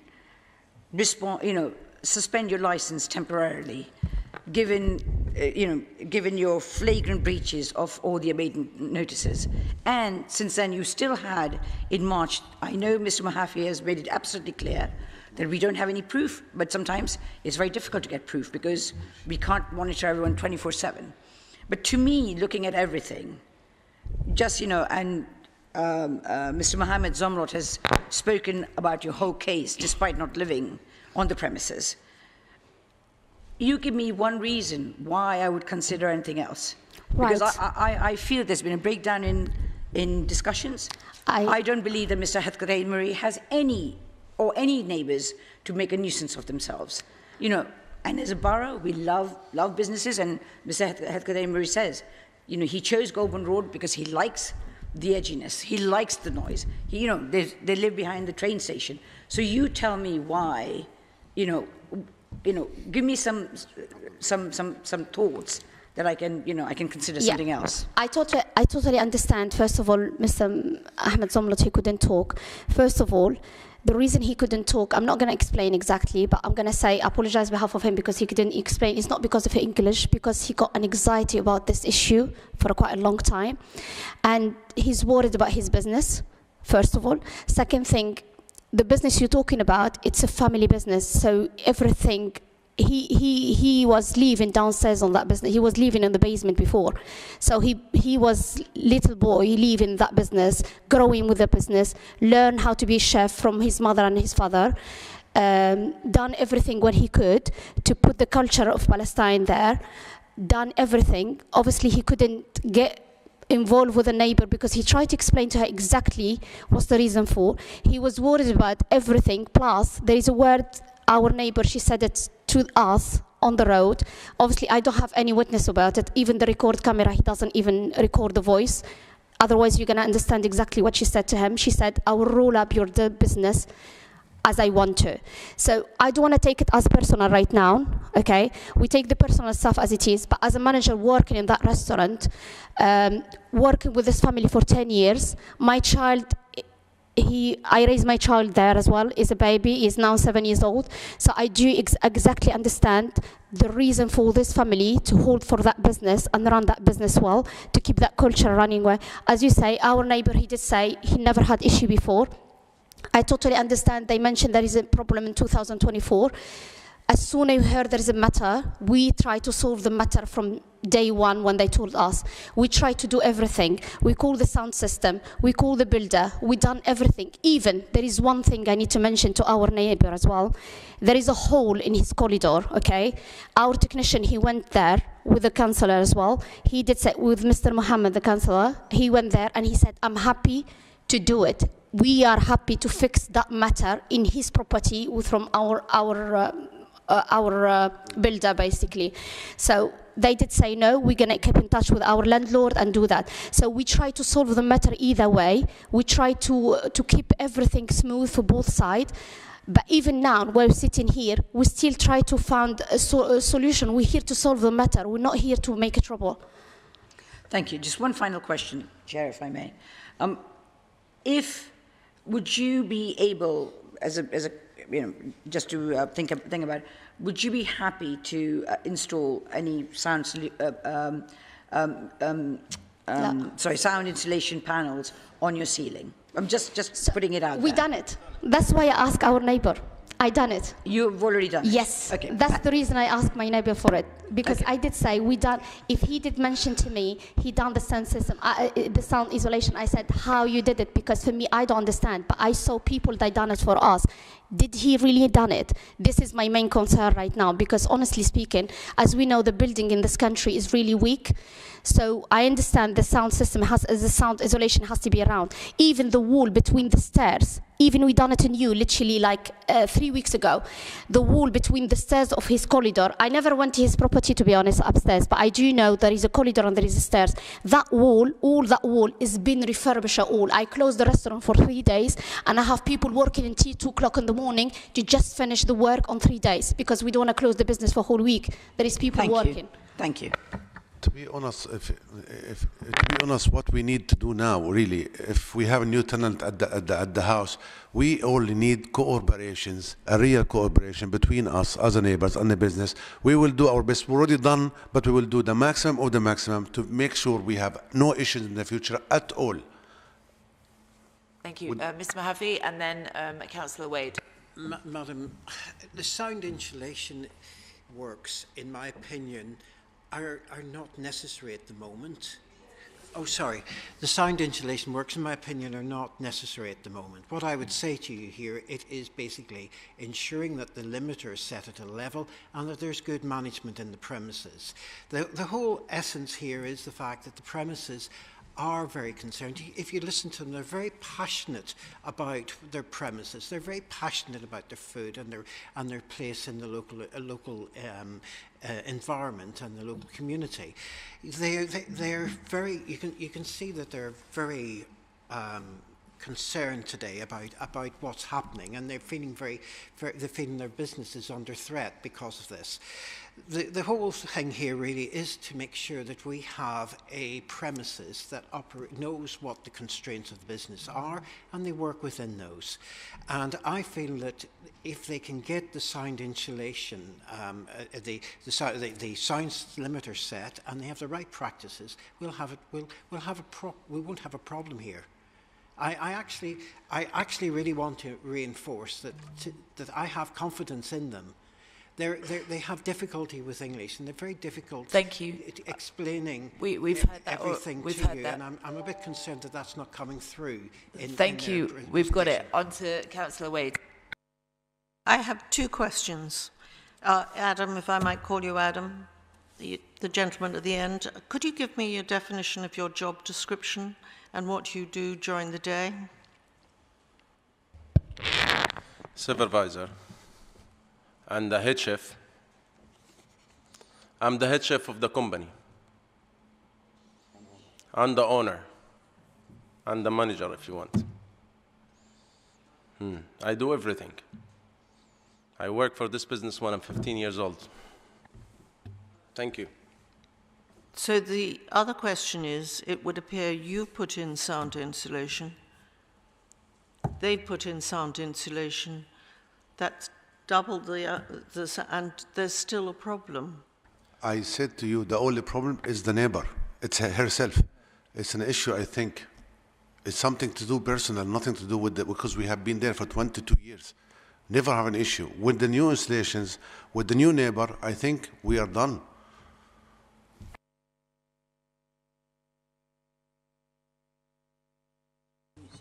I just want to kind of go to Appendix C, that's on page 29 of your big pack. There is a, the last paragraph mentions Adam as becoming aggressive towards, so there's definitely a tension between the previous or soon to be previous tenant and maybe Adam. How could you sort of smooth that over? Was there anyone else? Because obviously you are running the day-to-day and you are the management.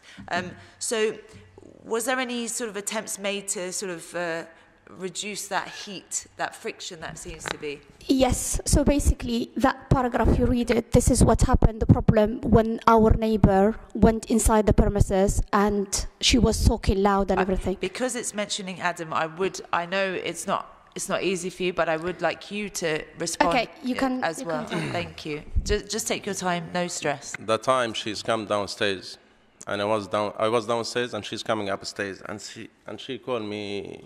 Somebody called me from my staff, said the lady, she's shouting upstairs. I go upstairs and I saw her, she's shouting in front of the customers. Said, what is happening to you? Why are you shouting in my business? Can you go out? We talk.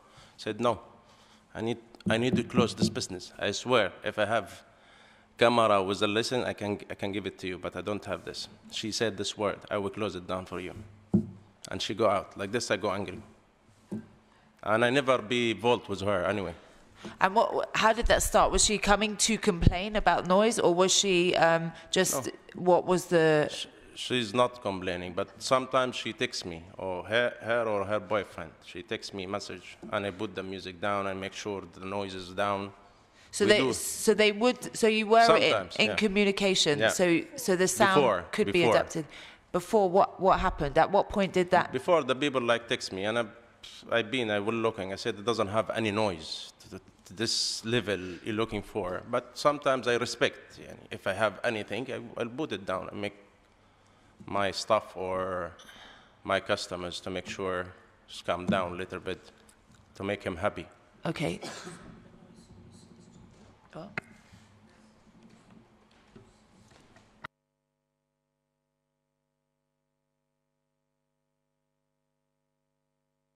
Also, in the same paragraph, apparently you continue to be aggressive, obviously towards the woman in question, and also towards the noise and nuisance team when they intervened. So I just need to get some clarification. I understand it can be very frustrating, but the point is you guys have to communicate with the residents or the noise and nuisance team to make it, to get through it. So I just want to make sure, I just need more clarification a little bit, please. I am really nice to her, by the way. She asked me for money help, like she have delivery, she have something engineer, she asked me for a lot of help, and I help her a lot. But you have a time being me and her, we have enough, too much for me. I was sick with this profile, make me really, really, really sick. And she was really aggressive and racist to me. And I'm nice with all the neighbors. You can ask all the community. I'm really good with all community. Never complaining from 22 years till now, no one complaining. But she put me inside her head. It's crazy. I've got just one question. If you're the chef, who is responsible for the sound, the level sound, up to date? Is that you? I am responsible, yes. But before, when we bring the sound system, we can't even control the sound. So the sound system, he put level, that's it. We can't even touch it. What I'm saying is, up to date, we have Adam being the chef, you being the front of house and the management. Sorry, I am a head chef. Sorry. I had a chef working for me in my recipe. I mean, I have another times I can work for it. And the music, you had a level. We cannot go up. We cannot touch it. Who has been responsible? Anybody, any one of my staff, you can do this. Is it? I can clarify that. Can you? Keith is going to clarify that for you because it's a sound system. It's not us. We didn't even touch nothing. So they put it, and we put the music and done. Madam, exactly. That's it. The level is set. They all set at a maximum level. It will not give rise to nuisance to neighbouring residents. It means that they can't turn it up above that, and it also means that they can have lower levels of sound. But the fact is, it should be self-regulating. Okay, thank you. Any more questions? No. Just want one clarification, just a breakdown of your average Friday night. Tell me how the restaurant works. Like, do people go in to the ground floor? Will they go in and then go to the basement, or are you going to have 2 floors? So basically, usually now when we open the business now downstairs, it's like normal dinner upstairs, and the entertainment used to do it like a bit loud music, a little bit is downstairs. So literally, when people downstairs having a bit of loud music, the upstairs people, when they sit in the customer, they sit in dining normal. You can't even hear nothing. And it's going to be a restaurant downstairs, or it already is. I know we're not really discussing the basement. We had the application of the restaurant. Yes, is already. I think we have the case at 2 o'clock, I believe. Yes. We'll see you there. Yeah.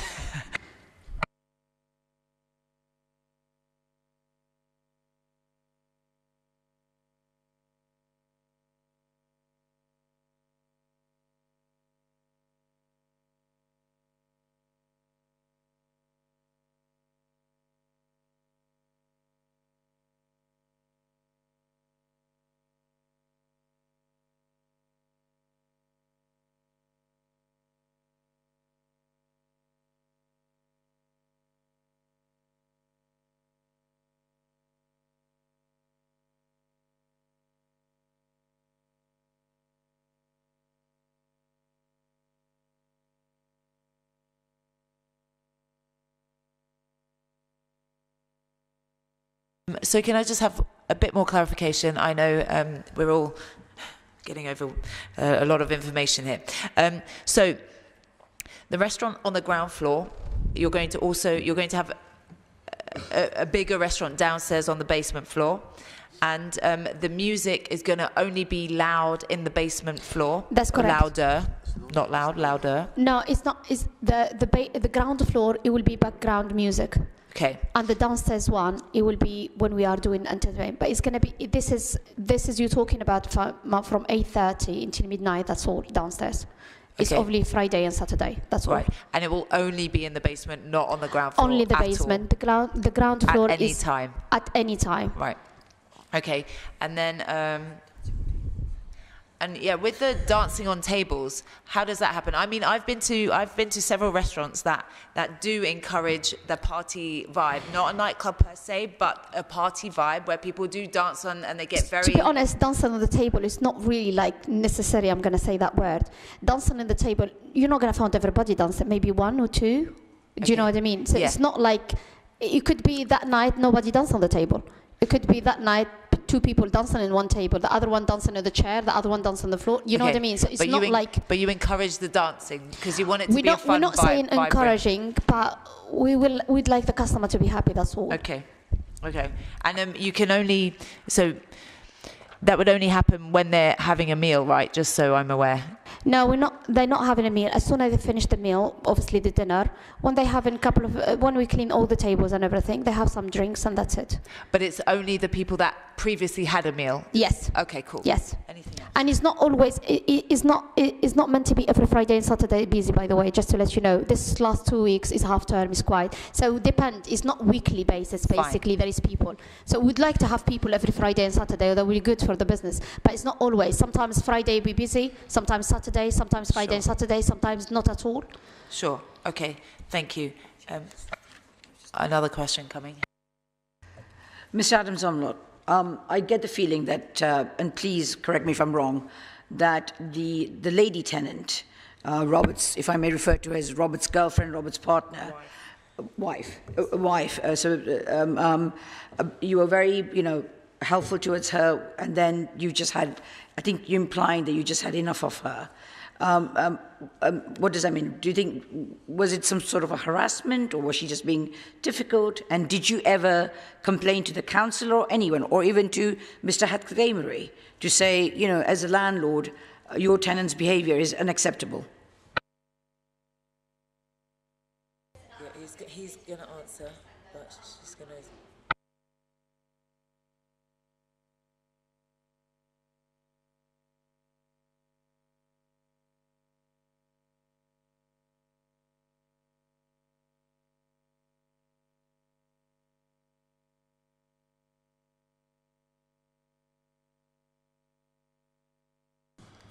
Hi.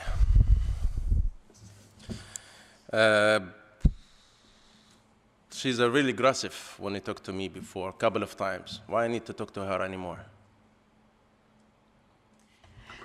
I understand. You understand? No, okay, no, Mrs. Omlo, I do understand. You know, we can all be very difficult people. And when you're trying to run a successful business, and running one's business is incredibly stressful, I am with you.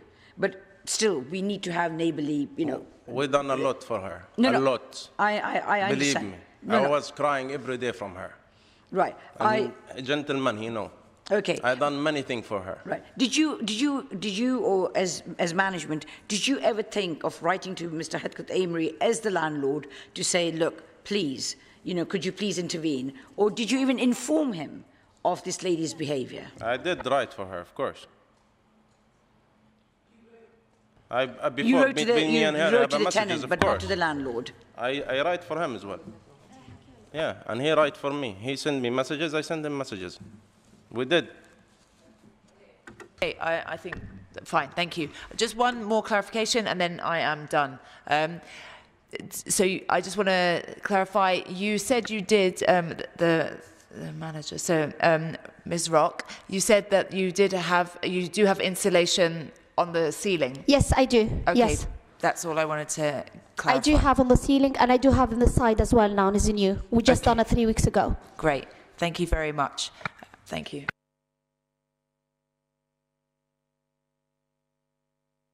Okay, now any questions from our...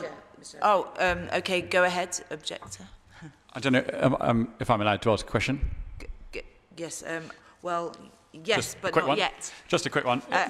Mohammed, okay, you said in your statement that you had you want to only have entertainment on a Friday night and a Saturday night for an hour between 10 and 11.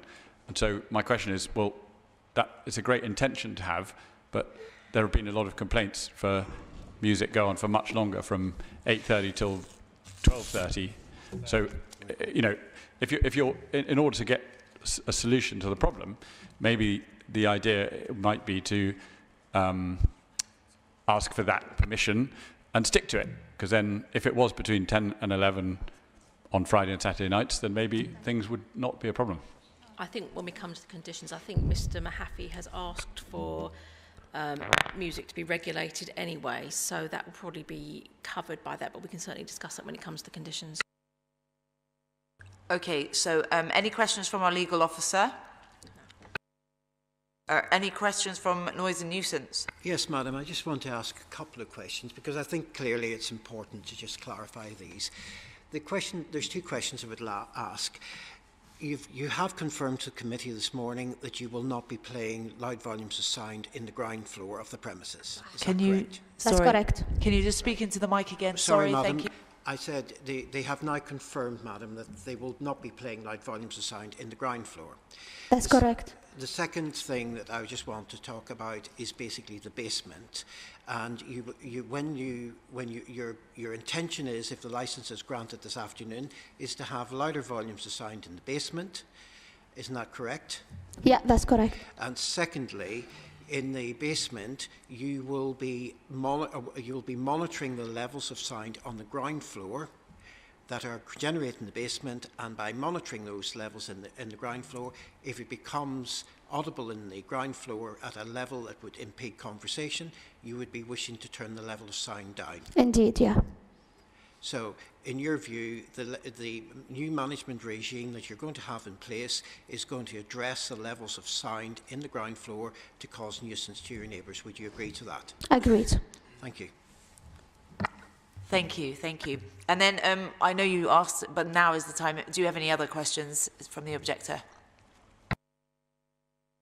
Well, it's just the same question. Is the business plan to have just music for an hour between 10 and 11?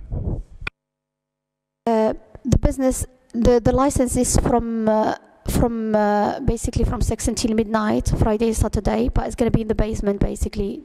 As he said, Mr. Keith, the music is not going to be in the ground floor. The ground floor is just background music. The basement you will be. I think to clarify, I thought I picked up what they said an hour earlier on, but I did ask that, and I don't think they were just having music for an hour. I think they said up until midnight, because I initially thought they mentioned an hour too, but I think that was clarified. It wasn't just an hour. Well, that's the key, is the difference between what is promised and what's delivered. Yeah, what is within the parameters of the licence and the licensable activities, I think. Could I just say it's irrelevant if there's entertainment on the premises and what they're doing in the basement. The most important thing is that the basement, the sound is contained, and that measures are in place to manage that level so it doesn't cause nuisance to residents. So in my view, it is not. It's irrespective as to whether there is a business plan for this, but if it doesn't give rise to nuisance and is properly managed, there should be no nuisance from it. I understand, but this is exactly why we're here, because there's been a complaint since that, so therefore we're trying to get all the facts, because we need to move forward so we're not here again for everyone's sake. I accept that, Madam. All right. At this stage, I'd like to ask our legal officer to deal with the draft conditions and any other queries she may have. Thank you, Chair. So everybody's seen the draft conditions that were circulated yesterday by Governance. So I'm going to go through them. It's in 3 sections. There's comments on the existing conditions.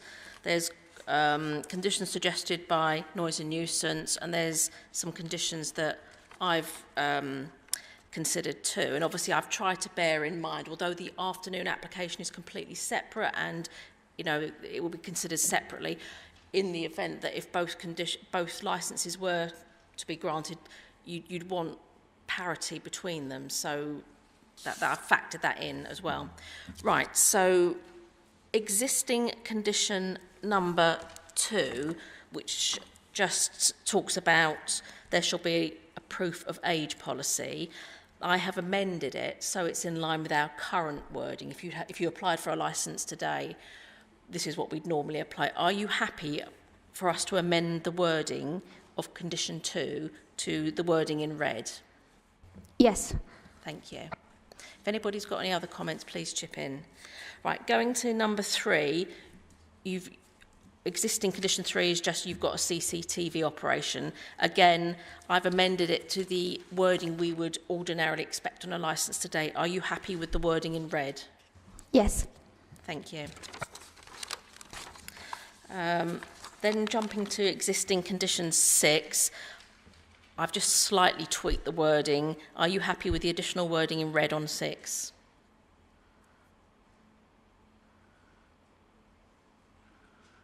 Yes. Thank you. Existing condition 14, I've just separated out, so it hasn't really changed anything. It's just separated them out into 3 separate conditions. And in relation to rubbish, are you happy not to put the rubbish out until 30 minutes prior to your agreed collection time? Yes. Thank you. And number 15, I've just slightly tweaked the wording. Are you happy with the additional wording in red?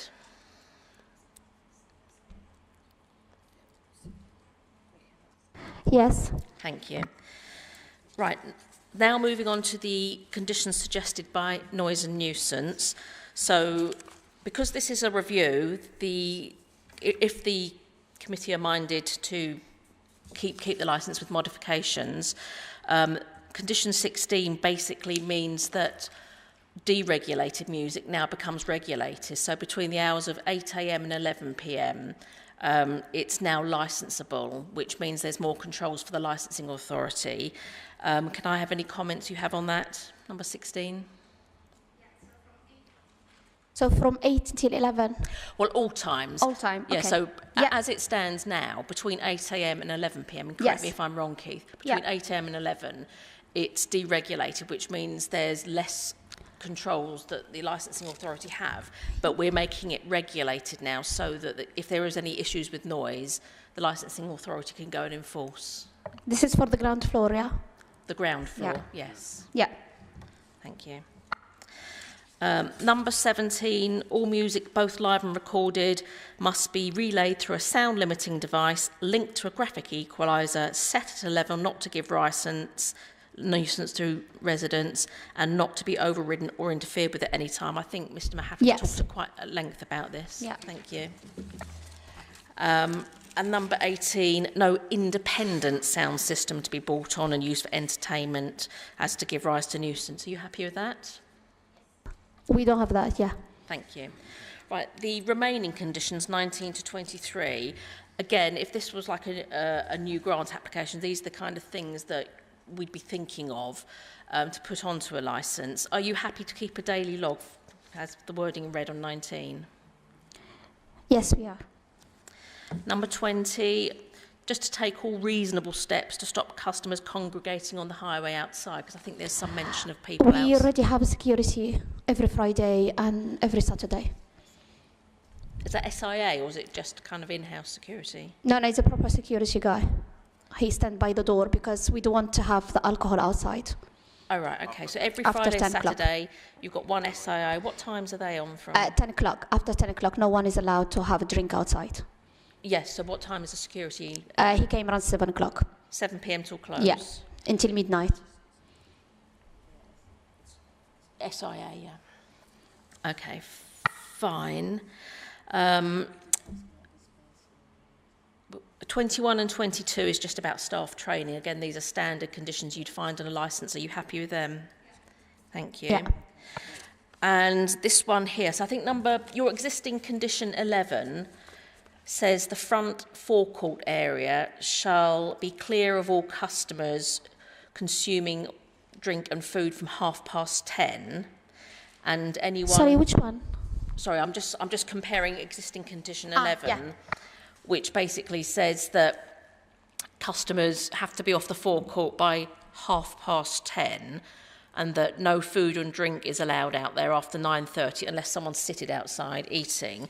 So I've kind of tied it in with number 23, so that after 23:30, you're going to limit the amount of smokers outside when obviously the tables and chairs are away. Are you happy to limit smokers to 5 at any one time outside after 10:30? Just explain to me that clearly, please. Sorry. Sorry. So existing condition 11, Yeah. it says that the tables and chairs, Yes. all the people have to be out by 10:30 p.m. from That's the correct, forecourt yeah. outside. So condition 23 is Yeah. saying that once they've gone and your tables and chairs are removed or Yeah. unusable, only 5 smokers can go outside. No problem. Okay, we'll let the security know that. Okay, thank you.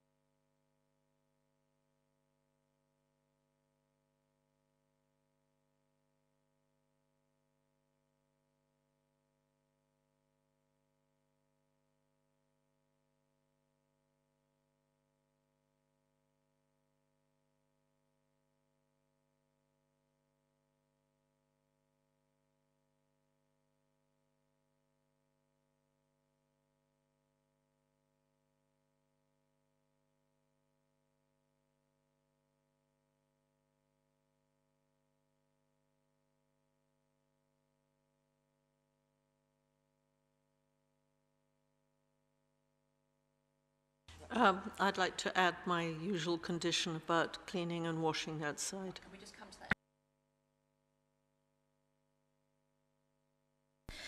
Right, so we've gone through the ones on the list, and there's potentially 3 or 4 possible additional conditions to just consider. I think the first one the councillors are interested in, because obviously is whether you'd be willing to have a dispersal policy. So when your customers leave, you'd have some kind of policy explaining, I mean, I don't know, Keith, you might be able to kind of pad this out for me a little bit. A simple dispersal policy. Can you just explain that to them? Madam, what I would say is these are not a late premises. They're a restaurant. We don't have complaints about people outside the premises giving rise to nuisance. Sorry. Some of the complaints also mentioned there was SIA badge and there was noise outside in the sort of entrance area near, I guess. It's not. Sorry, it's not our restaurant only. We have a restaurant next to us. They have music Friday and Saturdays, and they do that. So I'm just going with the evidence that I've got here. So that's why we're sort of trying to. Obviously, you're responsible for your restaurant, not next door's exactly. restaurant. So how I'm gonna know the people? Well, that's why you have a security guy who can monitor your guests. So when they leave, just leave quietly. That kind of thing. I totally understand that, but there is one thing you need to understand as well. If the people the customer from next door, they came and speak with our customer, what I'm going to do, I can't send them back, you know what I mean? I'm not going to be able, I don't have the authority for the security to say to the other customer to send them back to the front restaurant. They are next to each other. You know, I understand that, but you are responsible for your restaurant clients, and your security can advise them to leave quietly and to direct them quietly, and if they are making noise, you can say to them shush, you know. I totally understand that, but it's one thing I think you didn't understand. I understand the security is going to do his role and everything, and he's doing that every week anyway, but there is one thing. If one customer from mine went to talk to the other customer next door, I'm not going to be able to say, sorry, you have to split, or you're not allowed to stop. I can't do that. I understand. I don't know. I'm happy to do it, but it's hard for customer to. With the dispersal policy, there are a few things. You have a sign saying, "Please, this is." Fair enough. We're happy to do that. But if other neighbours came around, I don't know. Well, anyway, if that arises, we'll get complaints, and they'll be fair in here enough. next. Okay, fair enough. Madam, if you are considering doing that, there are two conditions where they have to share the information with the local authority, and what we would need to ensure that we have the condition that they have due regard to the recommendations of the police and the local authority, rather than to follow that. There's one of the conditions that we have on our system, which basically requires them to do what we ask them to do in our thing. I don't think that's necessary. I think they only have to have due regard. They operate the business, and they know the business better than we do, and therefore we would not wish to impose our view on it. We just need to make them aware that we have concerns, and for them to take that into consideration.